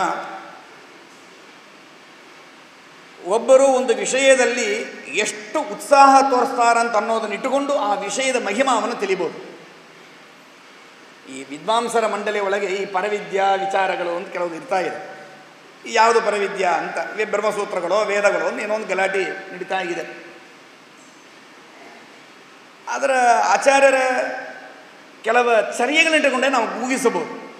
ಊಗಿಸೋದಲ್ಲ, ಯಥಾರ್ಥವಾಗಿ ಅನುಭೀತಿ. ಹೇಗೆ ಅಂತಂದರೆ, ಬ್ರಹ್ಮಸೂತ್ರಗಳಿಗೆ ಆಚಾರ್ಯರು 4 ವ್ಯಾಖ್ಯಾನ ಮಾಡಿದ್ದಾರೆ, ಗೀತಾವಿಗೆ 2 ವ್ಯಾಖ್ಯಾನ, ಋಗ್ವೇದ ಉಪನಿಷತ್ತುಗಳ ಒಂದೊಂದು ಭಾಷ್ಯ. ಹಾಗಾದರೆ ಯಾವ ಒಂದು ಗ್ರಂಥಕ್ಕೆ 4 ವ್ಯಾಖ್ಯಾನ ಆಗಿದ್ದರೆ ಅವಾಗ ಏನು ಅರ್ಥ ಅದಕ್ಕೆ? ಅದರ ಪಾರಮ್ಯ ಹೇಗಿರಬೇಕು ಅನ್ನೋದಕ್ಕೆ 4 ವಿಷಯಗಳು. ಸ್ವಾಮಿಗಳು ಬಂದರೆ ಎಲ್ಲ ಜನ ತುಂಬಿಕೊಂಡು ನಿಂತಿರ್ತಾರೆ, ಸ್ವಲ್ಪ ದೊಡ್ಡ ಆಚಾರ್ಯರು ಯಾರಾದ್ರು ಬಂದರೆ ಇನ್ನೂ 4-5 ಜನ ನಿಂತಿರ್ತಾರೆ, ಯಾರೋ ಬಂದರೆ ಯಾರೋ ಒಬ್ಬರಿಬ್ಬರು ಹೋಗ್ತಾರೆ. ನಮ್ಮಂಥವ್ರು ಬಂದರೆ ಅವ್ರು ಬರಲಿ, ಅವ್ರ ಪಟ್ಟು ಬರ್ತಾರೋ ಹೋಗ್ತಿರ್ತಾರೆ ಅಂತ ಬಿಟ್ಬಿಡ್ತಾರೆ.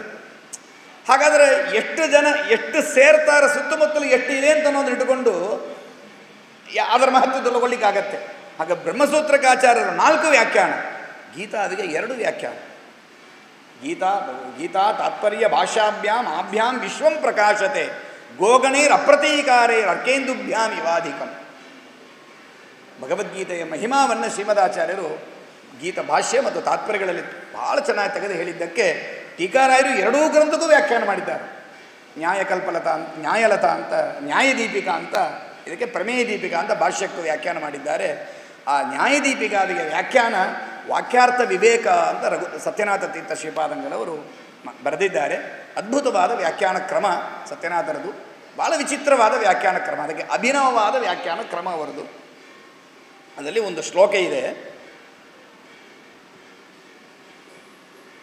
ಆರುರುಕ್ಷೋರು ಮುನೇರ್ಯೋಗಂ ಕರ್ಮ ಕಾರಣ ಮುಚ್ಯತೆ ಯೋಗ ಅರುಢಸ್ಯ ತಸ್ಸೈವ ಶಮಕಾರಣ ಮುಚ್ಯತೆ ಅಂತ ಒಂದು ಶ್ಲೋಕ. 5-10 ನಿಮಿಷ ಇದೆ, ಅಷ್ಟರಲ್ಲಿ ಮುಗಿಸಲಿಕ್ಕೆ ಪ್ರಯತ್ನ ಮಾಡ್ತೇನೆ. ಸ್ಥೂಲವಾಗಿ ಹೇಳ್ತೇನೆ. ಸತ್ಯನಾಥರು ಈ ಶ್ಲೋಕ ಬಹಳ ಕಠಿಣ ಇದೆ ಅಂತ ಹೇಳಿ ಈ ಶ್ಲೋಕದ ಅರ್ಥ ಅಂತ ತಾವು ಮೂಲ ಪ್ರತಿಗೆ ಹಿಡಿದು ಈ ಶ್ಲೋಕದ ಅಭಿಪ್ರಾಯ ಅಂತ ಅವರೇ ಸ್ಪಷ್ಟವಾಗಿ ತಿಳಿಸ್ತಾರೆ ಸತ್ಯನಾಥರು.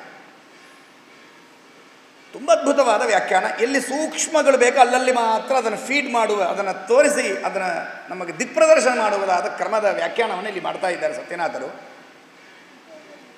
ಆರುರುಕ್ಷೋರ್ ಮುನೇರ್ ಯೋಗಂ ಕರ್ಮ ಕಾರಣ ಮುಚ್ಯತೆ. ಮೋಕ್ಷ ಬೇಕು ಅಂತ ಅಪೇಕ್ಷೆ ಇದೆ. ಈ ಮೋಕ್ಷವನ್ನು ಪಡೆಯಲಿಕ್ಕೆ ಪ್ರಧಾನ ಕಾರಣ ಯಾವುದು ಅಂದರೆ ಅಪರೋಕ್ಷ ಜ್ಞಾನ. ಅಪರೋಕ್ಷ ಜ್ಞಾನ ಇಲ್ಲದೆ ಯಾರಿಗೂ ಮೋಕ್ಷ ಆಗೋದಿಲ್ಲ. ಇದೊಂದು ಚೆನ್ನಾಗಿ ಗಟ್ಟಿಯಾಗಿ ಇಟ್ಕೊಳ್ರಿ. ಯಾಕಂದರೆ ಸಾಮಾನ್ಯನೇ ಹೇಳೋರು, ಬ್ರಹ್ಮಜ್ಞಾನೇನವಾ ಮುಕ್ತಿ ಪ್ರಯಾಗಮರಣೇನವ ಅಥವಾ ಸ್ನಾನ ಮಾತ್ರೇಣ ಗೋಮತ್ಯಾಂ ಕೃಷ್ಣ ಸನ್ನಿಧವು. ಪುರಾಣದ ಮಾತಿದೆ, ಪುರಾಣವೇ ಹೇಳಿದೆ ಅಂತ. ಅದಕ್ಕೆ ಏಕಾದಶಿ ಚರಿತ್ರ ಮಹಿಮಾ ಭಾಳ ಹೇಳಿದರು ಆಚಾರ್ಯರು, ಭಾಳ ಅದ್ಭುತವಾಗಿ ಹೇಳಿದರು. ಅದಕ್ಕೆ ಸಂಗತವಾಗಿ ಇನ್ನೊಂದು ಮಾತು, ಅದಕ್ಕೆ ಕೆಲವರು ಪದ್ಧತಿ ಇದೆ. ಏಕಾದಶಿ ಉಪವಾಸ ಮುಖ್ಯ, ದ್ವಾದಶಿ ಪಾರಣದ ಬಗ್ಗೆ ಭಾಳ ಹೇಳಿದರು. 12 ಗಂಟೆ ಪಾರಣ ಮಾಡಿದ್ರೆ ಉಪಯೋಗ ಇಲ್ಲ, ಅದಕ್ಕೆ ಸಕಾಲಕ್ಕೆ ಪಾರಣ ಮಾಡಬೇಕು ಅಂತ. ಅದಕ್ಕೆ ನಮ್ಮ ದಕ್ಷಿಣ ದೇಶದಲ್ಲಿ ಒಂದು ಪದ್ಧತಿ ಕೆಲವರು ಹೇಳಿ ಕೇಳಿದ್ದೇವೆ, ಏಕಾದಶಿ ಉಪವಾಸ ಬಿಟ್ಟರೂ ಪರವಾಗಿಲ್ಲ, ದ್ವಾದಶಿ ಸಕಾಲಕ್ಕೆ ಪಾರಣ ಮಾಡಬೇಕಿರಿ, ಆಗ ಪುಣ್ಯ ಬರ್ತದಂತ. ಇದು ಎಷ್ಟು ದಡ್ಡತನದ ಎಷ್ಟು ಪರಾಕಾಷ್ಠ ಅಂತ ಗೊತ್ತಾಗಲ್ಲ. ಅಂದರೆ ಹೇಳೋದರ ತಾತ್ಪರ್ಯ ಹೇಳಿದ್ದು ದ್ವಾದಶಿ ಸಕಾಲಕ್ಕೆ ಪಾರಣ ಮಾಡಬೇಕು ಎಂಬುದರಲ್ಲಿ ತಾತ್ಪರ್ಯ. ಅವರು ಅದನ್ನು ಬಿಟ್ಬಿಟ್ರು. ಏಕಾದಶಿ ಉಪವಾಸ ಮಾಡದಿದ್ದರೂ ಪರವಾಗಿಲ್ಲ ಅದನ್ನು ಹಿಡ್ಕೊಂಡ್ಬಿಡ್ತಾರೆ. ಅದು ದ್ವಾದಶಿ ಏನಾದರೂ ಸಕಾಲಕ್ಕೆ ಪಾರಣ ಆವಾಗಲೇ ಪುಣ್ಯ ಬರ್ತದಂತ. ಹಾಗೆ ಏಕಾದಶಿ ಉಪವಾಸ ಮಾಡೋಲ್ಲ ಮುಟ್ಟಾಳುಗಳಾಗಿಬಿಡೋರಲ್ಲ, ಶಾಸ್ತ್ರ ಎಷ್ಟು ತಪ್ಪಾಗಬೇಕು. ಹಾಗೆ ಏಕಾದಶಿ ಉಪವಾಸ ಮಾಡಿದವರಿಗೆ ತನ್ನ ದ್ವಾದಶಿ ಪಾರಣಕ್ಕೆ ಅಧಿಕಾರ ಅಲ್ವಾ. ಹಾಗೆ ತುಂಬಷ್ಟು ಜನರು ಏನು ತಿಳ್ಕೊಂಡ್ಬಿಟ್ಟಿರ್ತಾರೆ ಅಂದರೆ, ಏನೇನೋ ಮಾಡಿದ್ರು ವೈಕುಂಠ ಬರ್ತದೆ ರೀ, ಮೋಕ್ಷ ಬಂದುಬಿಡ್ತದೆ. ಪ್ರಯಾಗದಲ್ಲಿ ಹೋಗಿ ಸ್ನಾನ ಮಾಡಿದರೆ, ಪ್ರಯಾಗದಲ್ಲಿ ಹೋಗಿ ಸತ್ತರ ಸಾಕು ಮೋಕ್ಷ. ಗೋಮತಿ ನದಿಯೊಳಗೆ ಸ್ನಾನ ಮಾಡಿದರೆ ಮೋಕ್ಷ. ಹಾಗೇನು ಅಷ್ಟು ಅನಾಯಾಸ ಮೋಕ್ಷ ಸಿಗೋದಾ? ಸಿಗೋದಿಲ್ಲ. ಮೋಕ್ಷ ಅಷ್ಟು ಸುಲಭ ಅಲ್ಲ, ಅತ್ಯಂತ ಕಷ್ಟ. ಒಂದು ರೀತಿಯಲ್ಲಿ ದೇವರ ಅನುಗ್ರಹವನ್ನು ಪಡೆದೇ ಇದ್ದರೆ ತುಂಬ ಕಷ್ಟ. ದೇವರ ಅನುಗ್ರಹವನ್ನು ಪಡೆದವರಿಗೆ ಅದು ಸುಲಭ ಅಷ್ಟೇ. ಅದಕ್ಕೆ ಅಪರೋಕ್ಷ ಜ್ಞಾನವೇ ಮೋಕ್ಷಕ್ಕೆ ಪ್ರಧಾನ ಕಾರಣ. ಅಪರೋಕ್ಷ ಜ್ಞಾನ ಇಲ್ಲದೆ ಯಾರಿಗೂ ದೇವರು ಮೋಕ್ಷ ಕೊಡೋದಿಲ್ಲ. ಅಪರೋಕ್ಷ ಜ್ಞಾನ ಅಂದರೆ ನೇರವಾಗಿ ದೇವರನ್ನು ನೋಡೋದು, ನಮ್ಮ ಮನಸ್ಸಿನಿಂದ ದೇವರನ್ನು ನೋಡೋದಕ್ಕೆ ಅಪರೋಕ್ಷ ಜ್ಞಾನ ಅಂತ ಕರೀತಾರೆ. ಈಗ ನಾನು ನಿಮ್ಮನ್ನು ನೋಡ್ತಾ ಇದ್ದೇನೆ, ಇದು ಅಪರೋಕ್ಷ ಜ್ಞಾನ. ಕಣ್ಣೆದುರಿಗೆ ನೋಡ್ತಾ ಇದ್ದೇವೆ, ಕಣ್ಣಿಂದ ಕಾಣುತ್ತೇವೆ, ನನ್ನ ಇಂದ್ರಿಯಗಳಿಂದ ಅನುಭವಿಸ್ತೇವೆ. ಹಾಗೆ ದೇವರನ್ನು ಮನಸ್ಸಿನಿಂದ, ಅಗಕ್ಕಣ್ಣಂತ ಕರೀತಾರಲ್ವ ತಮಿಳಲ್ಲಿ, ಅಗಕ್ಕಣ್ಣು ಅಂತಾರೆ ನೋಡಿ. ಆಗ ಮನಸ್ಸಿನ ಒಳಗೆ ದೇವರನ್ನು ನೋಡೋದಕ್ಕೆ ಏನಿದೆ ಅದು ಅಪರೋಕ್ಷ ಜ್ಞಾನ ಅಂತ ಹೆಸರು. ಆಯಿತು, ಈ ಅಪರೋಕ್ಷ ಜ್ಞಾನ ಹಂಗೋ ಮಾಡಿದರೆ ಸಿಗ್ತದಂತ ತಿಳ್ಕೋಬೇಡಿ. ಈ ಅಪರೋಕ್ಷ ಜ್ಞಾನ ಮಾಡಲಿಕ್ಕೆ ತುಂಬ ಸಾಧನಗಳಿದೆ. ಇದೆಲ್ಲ ಬಗ್ಗೆ ಇದು ಅನೇಕ 5-6 ಅಧ್ಯಾಯಗಳಲ್ಲಿ ಮೊದಲು ಬಂದಿದೆ. ಇನ್ನು ಮುಂದೇನೋ ಹೇಳೋರಿದ್ದಾರೆ, ಗೀತೆಯಲ್ಲೇ ಬರ್ತಾ ಇದೆ. ಇದು 6ನೇ ಅಧ್ಯಾಯದಲ್ಲಿ ಬರುವ ಶ್ಲೋಕ. ಹಾಗಾದರೆ ಕೃಷ್ಣ ಹೇಳ್ತಾನೆ, ನೋಡಪ್ಪ, ಮೋಕ್ಷ ಬೇಕು ಅಂತ ಅಪೇಕ್ಷೆ ಅದನ, ಹಾಗಾದರೆ ನಾನು ಅಪರೋಕ್ಷ ಜ್ಞಾನ ಪಡಿಬೇಕು. ಅಪರೋಕ್ಷ ಜ್ಞಾನ ಪಡಿಲಿಕ್ಕೆ ಏನು ಮಾಡಬೇಕು ಅಂದರೆ ನೀನು ಮುನಿಯಾಗಿರಬೇಕು. ಮುನಿ ಅಂದರೆ ಮನನಶೀಲರು, ಮುನಿ ಅಂತ ಅರ್ಥ. ಅಂದರೆ ಪರೋಕ್ಷ ನಿಶ್ಚಯ ಮಾಡಿಕೊಂಡಿರಬೇಕು. ಶ್ರವಣ ಮನನ ನಿಧಿಧ್ಯಾಸನ ಮಾಡಿಕೊಂಡು ಚೆನ್ನಾಗಿ ಮನಸ್ಸನ್ನು ತತ್ವದ ವಿಷಯದಲ್ಲಿ ಸ್ವಲ್ಪವೂ ಸಂದೇಹ ಇಲ್ಲದೆ ನಾವು ಮಾಡಿಕೊಂಡಿದ್ದರೆ, ಶಾಸ್ತ್ರಗಳನ್ನು ಚೆನ್ನಾಗಿ ಓದಿ ವಿಷ್ಣು ಸರ್ವೋತ್ತಮತ್ವವನ್ನು, ಜಗತ್ ಸತ್ಯತ್ವವನ್ನು, ಪರಮಾತ್ಮನ ಜಗತ್ ಕಾರಣತ್ವವನ್ನು, ಗುಣಪೂರ್ಣತ್ವಾದಿಗಳನ್ನು ತಿಳಿದಿದ್ದರೆ, ನಿಸ್ಸಂದೇಹವಾಗಿ ತಿಳಿದಿದ್ದರೆ ಇದಕ್ಕೆ ಪರೋಕ್ಷ ನಿಶ್ಚಯ ಅಂತ ಹೆಸರು. ಆದರೆ ಇದು ಮಾತ್ರ ಸಾಲೋದಿಲ್ಲ. ಆರುರುಕ್ಷೋ ಮುನೇಹೇ ಆರುರುಕ್ಷೋ, ಮೋಕ್ಷವನ್ನು ಪಡೆಯಬೇಕು ಅಂತ ಅಪೇಕ್ಷೆ ಉಳ್ಳವರಿಗೆ ಕರ್ಮ ಕಾರಣ ಮುಚ್ಯತೆ. ಕರ್ಮ ಇದಕ್ಕೆ ಕಾರಣ, ಕರ್ಮ ಬೇಕು, ಕರ್ಮವನ್ನು ಮಾಡಿ. ಕರ್ಮ ಅಂದರೆ ಏನು? ಸತ್ಯನಾಥರು ತುಂಬ ಚೆನ್ನಾಗಿ ಹೇಳ್ತಾರೆ. ಕರ್ಮ ಅಂದರೆ ಏನು? ಒಳ್ಳೆ ಕೆಲಸ, ಸ್ನಾನ ಸಂಧ್ಯಾ ವಂದನೆ ಕರ್ಮ ಅಂತ ಅರ್ಥ ಮಾಡ್ಕೊಂಡ್ಬಿಡೋಣ. ಸರಿ ಇಂತ ಇಟ್ಕೊಂಡ್ರೆ ಯಾವಾಗಲೂ ತಲೆಗೆ ತಕ್ಕಂಗೆ ಟೊಪ್ಪಿಗೆ ಮಾಡ್ಕೊಬೇಕು, ಟೊಪ್ಪಿಗೆ ತಕ್ಕಂಗೆ ತಲೆ ಮಾಡ್ಕೊಬಾರ್ದಲ್ವ. ಹಾಗೆ ಈ ಶಬ್ದದಲ್ಲಿ ಕರ್ಮ ಕಾರಣ ಮುಚ್ಚಿದೆ ಅಂತಿದೆ. ಕರ್ಮ ಅಂದರೆ ಸತ್ಕರ್ಮ, ಸ್ನಾನ ಸಂಧ್ಯಾ ವಂದನಾದಿ ಕರ್ಮಗಳು, ಅದನ್ನು ಮಾಡ್ರಿ ಅಂತ ಅರ್ಥ ಅಂತ ಇಟ್ಕೊಂಡ್ಬಿಡೋಣ. ಅಂದರೆ ನೆಕ್ಸ್ಟ್ ಲೈನ್ ಹೇಳ್ತಾ ಇದ್ದಾರೆ, ಉತ್ತರಾರ್ಧದಲ್ಲಿದೆ. ಏನಂದರೆ ಯೋಗಾರೂಢಸ್ಯ ತಸ್ಯೈವ ಶಮಕಾರಣ ಮುಚ್ಯತೆ. ಶಮಕಾರಣ ಮುಚ್ಯತೆ. ಜ್ಞಾನ ಪಡೆದ ಮೇಲೆ ಅವನಿಗೆ ಶಮ ಅಂದರೆ ಉಪಶಮ. ಶಮ ಶಬ್ದಕ್ಕೆ ಅನೇಕ ಅರ್ಥ ಇದೆ. ಸತ್ಯನಾಥರು ಭಾಳ ಸುಂದರ ಹೇಳ್ತಾರೆ ಇಲ್ಲಿ. ಶಮ ಅಂದರೆ ಅನೇಕ ಅರ್ಥ ಇದೆ. ಒಂದು ಅರ್ಥ ಉಪಶಮ. ಉಪಶಮ ಅಂದರೆ ಕಂಪ್ಲೀಷನ್, ಮುಗಿಸೋದು, ಫುಲ್ ಸ್ಟಾಪ್ ಇಡೋದು ಅಂತ ಅರ್ಥ. ನಿಲ್ಲಿಸಿಬಿಡ್ರಿ ಅಂತ ಅರ್ಥ. ಶಮಕಾರಣ ಮುಚ್ಚಿದೆ, ನಿಲ್ಲಿಸಬೇಕು, ಆ ಕರ್ಮವನ್ನು ನಿಲ್ಲಿಸಬೇಕು ಅಂತ. ಹಾಗಾದರೆ ಪೂರ್ವಾರ್ಧದಲ್ಲಿ ಬರುವ ಕರ್ಮ ಶಬ್ದಕ್ಕೆ ನಾವು ಸಂಧ್ಯಾವಂದನ ಅಂತ ಅರ್ಥ ಮಾಡಿದರೆ, ಸಂಧ್ಯಾವಂದನ ದೇವರ ಪೂಜೆ ಅಂತ ಅರ್ಥ ಮಾಡಿದರೆ, ಅದನ್ನು ಒಂದು ಕಾಲದಲ್ಲಿ ಮುಗಿಸ್ಬಿಡಬೇಕು ಹಂಗೆ ತೋರ್ತದೆ. ಮುಗಿಸೋದಂದ್ರೆ ಬೆಳಿಗ್ಗೆ ಆರಂಭಿಸಿದ ಮುಗಿಸೋದು, ಹಂಗೆ ಮುಗಿಸೋದಲ್ಲ. ಬೇಡ ಅಂತ ನಿಲ್ಲಿಸ್ಬಿಡ್ಬೇಕು, ಬೇಡ ಅಂತ ಬಿಟ್ಬಿಡೋದು ಅಂತ ಅರ್ಥ. ಅದನ್ನು ಉತ್ತರಾರ್ಧದಲ್ಲಿ ಹೇಳ್ತಾರೆ. ಆವಾಗ ಇದೆರಡು ವಿರೋಧ ಬರ್ತದಲ್ಲ. ವಿರೋಧ ಪ್ರಕರಣ ನಮಗೆ ತೋರೋದಿಲ್ಲ, ಸತ್ಯನಾಥರು ಅದನ್ನು ತೋರಿಸಿಕೊಡೋದು. ಈಗ ವಿರೋಧ ತೋರ್ತದೆ. ಆದರೆ ಇದೇ ಗೀತೆಯಲ್ಲಿ 2 ಶ್ಲೋಕದ ಹಿಂದೆ ಕರ್ಮವನ್ನು ಬಿಡಬಾರದು, ಸನ್ಯಾಸ ಯೋಗ 2 ಒಂದೇ, ಇದನ್ನು ಬಿಡಲಿಕ್ಕಿಲ್ಲ ಅಂತ ಕೃಷ್ಣ ಹೇಳ್ತಾ ಇದ್ದಾನೆ. ಸನ್ಯಾಸಶ್ಚ ಯೋಗಶ್ಚ ನಿಶ್ರೇಯಸಕರಾವುಭೌ, ಎರಡೂ ಭಾಳ ಮುಖ್ಯ ಅಂತ. ಸನ್ಯಾಸ ಅಂತಂದರೆ ವಿಹಿತ ಕರ್ಮಗಳನ್ನು ಮಮತಾತ್ಯಾಗ ಬಿಟ್ಟು ಮಾಡೋದು ಅಂತ ರಾಘವೇಂದ್ರ ಸ್ವಾಮಿ ವ್ಯಾಖ್ಯಾನ ಮಾಡ್ತಾರೆ. ಈ ಗೀತೆ ಮಾತ್ರ ಇದು ಸಂಕಳಿ ಇದ್ದಂಗಿದೆ.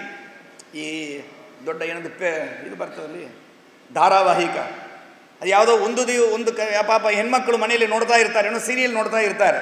ಏನು ಕತೆ ಅಂದರೆ, ಅಯ್ಯೋ ಸುಮ್ಮಗಿರ್ರಿ, ಇದು ಎಷ್ಟೋ ವರ್ಷದಿಂದ ಬರ್ತಾ ಇದೆ, ಇವತ್ತು ಒಂದು ದಿವಸ ಬಂದು ಕೇಳಿದ್ರೆ ಹೆಂಗೆ ಹೇಳೋದು ಅಂತ ಅವ್ರು ಹೇಳಲಿಕ್ಕೆ ಶುರು ಮಾಡ್ತಾರೆ. ಏನೋ ಕತೆ ಅದರೊಳಗೆ ಅದಕ್ಕಿಂತ ಏನೋ ಹೇಳ್ತಾರೆ, ನಮ್ಗೆ ಹುಚ್ಚಿಡ್ದಂಗೆ ಆಗ್ತದೆ, ಬೇಡ ಸಾಕು ಅಂದ್ಬಿಟ್ಟು ಹೋಗ್ಬಿಡ್ತೇವೆ. ಆ ಥರ ಈ ಭಗವದ್ಗೀತೆ ಹೆಂಗಿದೆ ಅಂದರೆ, ಅದು ಯಾವುದೋ ಒಂದು ಶ್ಲೋಕದಲ್ಲಿ ಅಷ್ಟೇ ನಿಲ್ಲಿಸೋದಲ್ಲ, ಅದು ಒಂದರಿಂದ ಹೋಗ್ತಾ ಇರ್ತದೆ ದೊಡ್ಡ ಸಂಕಲಿ. ಅದಕ್ಕೆ ಅಲ್ಲಿ ಏನು ಹೇಳ್ತಾರೆ, ಕರ್ಮ ಮಾಡಲೇಬೇಕು ಅಂತ ಪೂರ್ವದಲ್ಲಿ ಹೇಳಿಬಿಟ್ಟು ಈ ಕರ್ಮವನ್ನು ನಿಲ್ಲಿಸಿರಿ ಅಂತ ಹೇಳ್ತಾ ಇದ್ದಾರೆ. ಹೆಂಗೆ ಅರ್ಥ ಮಾಡೋದು?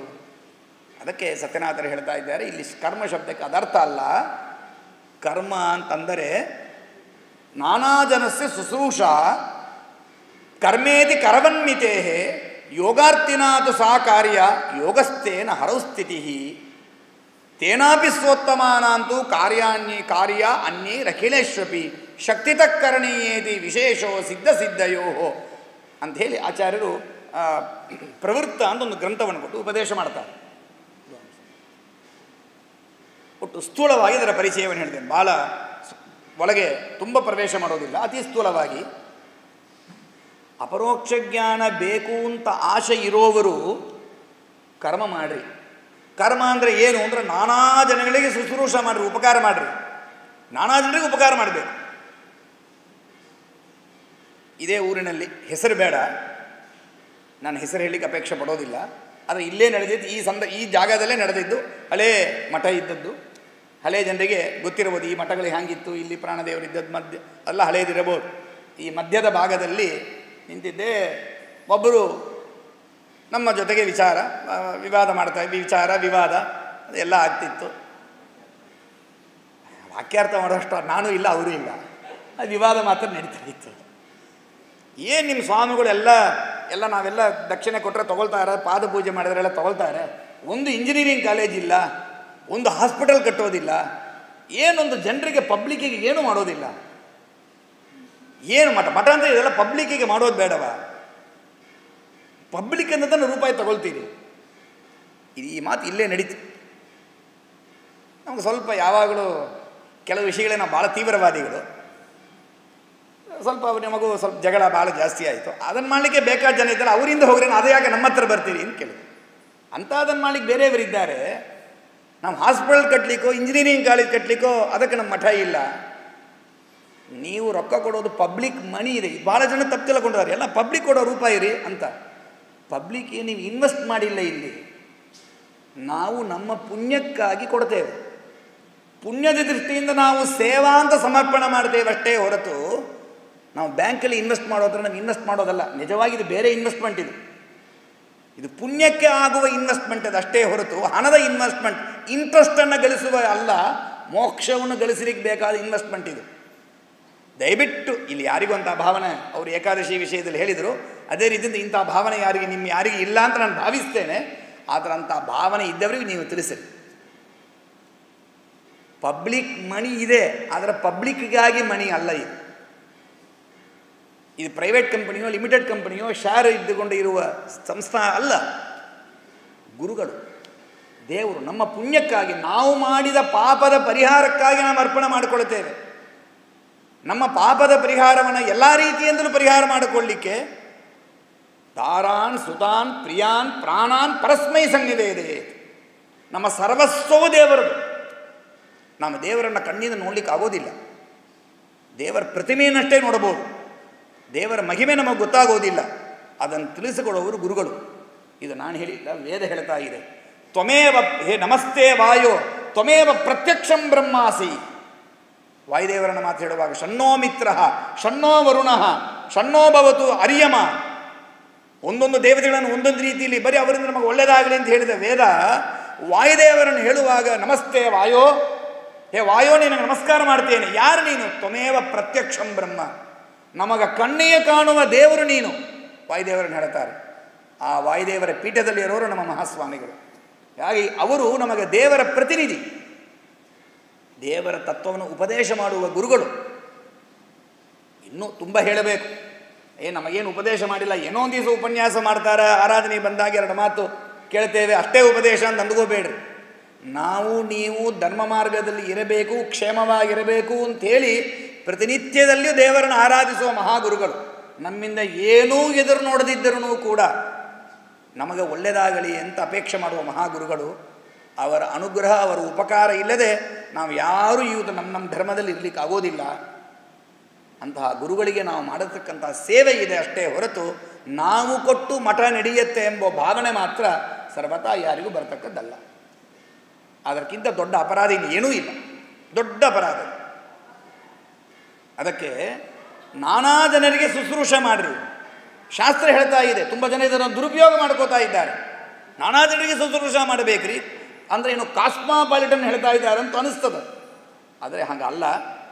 ನಮ್ಮ ದೊಡ್ಡ ಸ್ವಾಮಿಗಳಿಗೆ, ನಮ್ಮ ಪ್ರಾತಸ್ಮರಣೀಯರಾದ ಸತ್ಯಪ್ರಮೋದ ತೀರ್ಥ ಶ್ರೀಪಾದಂಗಳವರಿಗೆ ಈ ಶ್ಲೋಕಕ್ಕೆ ನಮ್ಮ ಎಲ್ಲ ಮಹಾನುಭಾವರು ಟಿಪ್ಪಣಿಕಾರರು ಮಾಡಿದ ವ್ಯಾಖ್ಯಾನ ಅಂದರೆ ಅಷ್ಟವರಿಗೆ ಸಮ್ಮತ. ಅದರಲ್ಲಿ ಶ್ರೀಮದಾಚಾರ್ಯರ ವಾಕ್ಯವನ್ನು ಮೇಲ್ನೋಟವಾಗಿ ನೋಡಿದಾಗ ಅದು ಏನೋ ಈ ಕೆಲವರು ಮಾಡಿದ ಆಕ್ಷೇಪದಂಗೆ ಅನಿಸ್ತದೆ. ಯಾವುದೋ ಒಂದು ಹಾಸ್ಪಿಟಲು ಇಂಜಿನಿಯರಿಂಗ್ ಕಾಲೇಜು ಕಟ್ಟಲಿಕ್ಕೆ ಸನ್ಯಾಸಿಗಳು ಬೇಡ, ಸ್ವಾಮಿಗಳು ಬೇಡ, ಅದಕ್ಕೆ ಯಾರು ಬೇಕಾದರೆ ಸಾಕು. ಯಾವುದೋ ಬಾಬಾ ಗೂಬಾ ಅಂತವರಿದ್ದರೆ ಸಾಕಲ್ಲ, ಅದಕ್ಕೆ ಸ್ವಾಮಿಗಳು ಯಾಕೆ? ಅವರು ಸರ್ವಸ್ವವನ್ನು ಪರಿತ್ಯಾಗ ಮಾಡಿಕೊಂಡು ಯಾಕೆ ಬರಬೇಕು? ಸತ್ಯನಾಥರು ಅದರ ಸಲುವಾಗಿ ಸನ್ಯಾಸವನ್ನು ಸ್ವೀಕಾರ ಮಾಡಿದರೆ, ಅದರ ಸಲುವಾಗಿ ಸಾಂಗ್ಲಿ ಮೊದಲಾದ ಕ್ಷೇತ್ರಗಳಲ್ಲಿ 100 ವರ್ಷಾನುಗಟ್ಟಲೆ ಕೂತ್ಕೊಂಡು ಪಾಠ ಪ್ರವಚನ ಮಾಡ್ತಿದ್ದರೆ ಇಂಜಿನಿಯರಿಂಗ್ ಕಾಲೇಜ್ ಕಟ್ಟಲಿಕ್ಕೆ ಅದು ಯಾರು ಬೇಕಾದ್ರೂ ಮಾಡ್ಬೋದಲ್ಲ. ರಾಘವೇಂದ್ರ ಸ್ವಾಮಿಗಳು ಹೆಂಡರು ಮಕ್ಕಳನ್ನು ಎಲ್ಲವನ್ನು ಬಿಟ್ಟು ಸನ್ಯಾಸ ಸ್ವೀಕಾರ ಮಾಡಿ ಪರಿಮಳ ಭಾವದೀಪ ಗ್ರಂಥಗಳನ್ನು ಬರೆದದ್ದು ಇದರ ಸಲುವಾಗ ಇಂಜಿನಿಯರಿಂಗ್ ಕಾಲೇಜ್ ಕಟ್ಟಲಿಕ್ಕೆ ನಮ್ಮನ್ನು ಅದರ ಪಾಸ್ ಮಾಡಿಸಲಿಕ್ಕೆ ಅವರು ಸನ್ಯಾಸ ತಗೊಂಡ್ರ ಅಲ್ಲ. ದೀನಂ ದೂನಂ ಅನಾಥಂ ಶರಣಾಗತಂ ಏನ ಮುದ್ದರೈತಿ ವಿಜ್ಞಾಪನ ಕರ್ತೃಣ ಕ್ಷಮಾ ಸಮುದ್ರ ಭಕ್ತವತ್ಸಲ ಭಕ್ತಾಪರಾಧ ಸಹಿಷ್ಣು ಅಂತ ದೇವರಲ್ಲಿ ಪ್ರಾರ್ಥನೆ ಮಾಡಿ ನಿಮ್ಮನ್ನು ಸನ್ಮಾರ್ಗ ಕರ್ಕೊಂಡು ಹೋಗಲಿಕ್ಕೆ ಮತ್ತು ಅದೇ ದುರ್ಮಾರ್ಗದಲ್ಲಿ ಬೀಳಿಸಲಿಕ್ಕಲ್ಲ. ಅದನ್ನು ನಮ್ಮ ಗುರುಗಳು ಅದನ್ನೇ ಯಾಕೆ ಮಾಡಬೇಕು ಅಲ್ಲ. ಮತ್ತು ಆಚಾರ್ಯ ಹೇಳಿದ್ದಾರಲ್ಲಿ ನಾನಾ ಜನರಿಗೆ ಶುಶ್ರೂಷ ಮಾಡೋದು ಅಂದಾರಲ್ರಿ ಅಂದರೆ ಅದಕ್ಕೆ ಸತ್ಯನಾಥರು ಭಾಳ ಸುಂದರವಾಗಿ ಬರೀತಾರೆ. ಸತ್ಯನಾಥರ ಗುರುಗಳು ಸತ್ಯನಿಧಿ ತೀರ್ಥರು. ಆ ಸತ್ಯನಿಧಿ ತೀರ್ಥರ ಶಿಷ್ಯ ಪರಂಪರೆಗೆ ಸೇರಿದವರು ತಾಮ್ರಪರ್ಣಿ ಅಂತ ಒಂದು ಮನೆತನ ಇದೆ. ತಾಮ್ರಪರ್ಣಿ ಶ್ರೀನಿವಾಸಾಚಾರ್ಯರು, ತಾಮ್ರಪರ್ಣಿ ಆನಂದ ತೀರ್ಥಾಚಾರ್ಯ ಅಂತಲೇ ಇದ್ದಿದ್ದಾರೆ, ತೀರ್ಥಾಚಾರ್ಯ ಅಂತಲೇ ಇದ್ದಿದ್ದರು. ಅವರ ಆ ತಾಮ್ರಪರ್ಣಿ ಶಿಷ್ಯ ಪರಂಪರೆ, ಅವರು ಸತ್ಯನಿಧಿಗಳ ಶಿಷ್ಯ ಪರಂಪರೆ. ಆ ಪರಂಪರೆಯಲ್ಲಿ ಬಂದವರು ಸತ್ಯನಾಥರ ಶಿಷ್ಯರು ಸತ್ಯಾಭಿನವರು, ಸತ್ಯಾಭಿನವ ತೀರ್ಥರ ಶಿಷ್ಯರು ಸತ್ಯಪೂರ್ಣ ತೀರ್ಥರು. ಆ ಸತ್ಯಪೂರ್ಣ ತೀರ್ಥರ ಅನುಗ್ರಹಕ್ಕೆ ಪಾತ್ರರಾದವರು. ಅಷ್ಟು ತನಗೂ ಅವರು ವಂಶ ಬೆಳೀತಾ ಬಂದಿದೆ. ಆ ಸತ್ಯಪೂರ್ಣರ ಹತ್ರ ವಿಶೇಷವಾಗಿ ಅನುಗ್ರಹ ಪಡೆದಿರುವ ಇವರು ತಾಮ್ರಪರ್ಣಿ ಮಣಿತನ. ಶ್ರೀ ಸತ್ಯ ನೂತನಾಭಿದ ಪೂರ್ಣವಾರಿದೆ ಜಾತ ಸುವಿದ್ಯೋರು ಕಲಾಭಿಪೂರ್ಣ ತಾಪಂ ಹರಣ್ಣೋ ಅಮೃತ ವೀಕ್ಷಣೇನ ಶ್ರೀಸತ್ಯ ಪೂರ್ಣೆಂದು ರತೀವ ರಾಜತೆ ಅಂತ ಅವ್ರ ಭಕ್ತಿಯಿಂದ ಸ್ತೋತ್ರ ಮಾಡ್ತಾರೆ ಸತ್ಯಪೂರ್ಣರನ್ನು ಅಂತ ತಾಮ್ರಪರ್ಣಿ ಆಚಾರ್ಯರು. ಅಂದರೆ ಅವರ ವ್ಯಾಖ್ಯಾನ ಪರಂಪರೆ ನಮ್ಮ ಸತ್ಯನಾಥರದೇ ವ್ಯಾಖ್ಯಾನ, ನಮ್ಮ ರಘುತ್ತಮರದೇ ವ್ಯಾಖ್ಯಾನದಲ್ಲಿ ಕೇಳಿದ್ದಿದ್ದು.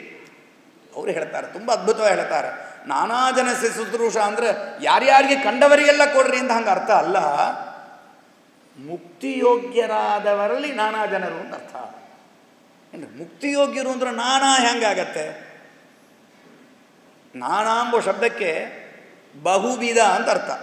ಬಹುವಿಧ ಅಂತಂದ್ರೆ ಒಂದೇ ರೀತಿ ಇಟ್ಕೊಂಡು ಬಹುವಿಧ ಅಂತ ಹೆಂಗೆ ಹೇಳೋದು?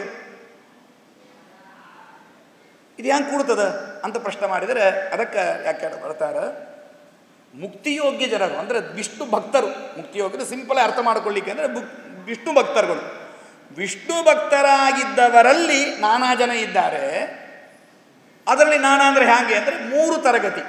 ಒಂದು ನಮಗಿಂತ ಉತ್ತಮರು, ಇನ್ನೊಂದು ನಮಗೆ ಈಕ್ವಲ್, ನಮಗೆ ಸಮಾನರಾದವರು, ಇನ್ನೊಂದು ನಮಗಿಂತ ಕೆಳಗಿನವರು. ಇವರು 3 ಜನರಿಗೂ ಕೂಡ ನಮ್ಮಿಂದ ಆದದ್ದನ್ನು ನಾವು ಮಾಡಬೇಕಂತ. ಏನು ಮಾಡಬೇಕು?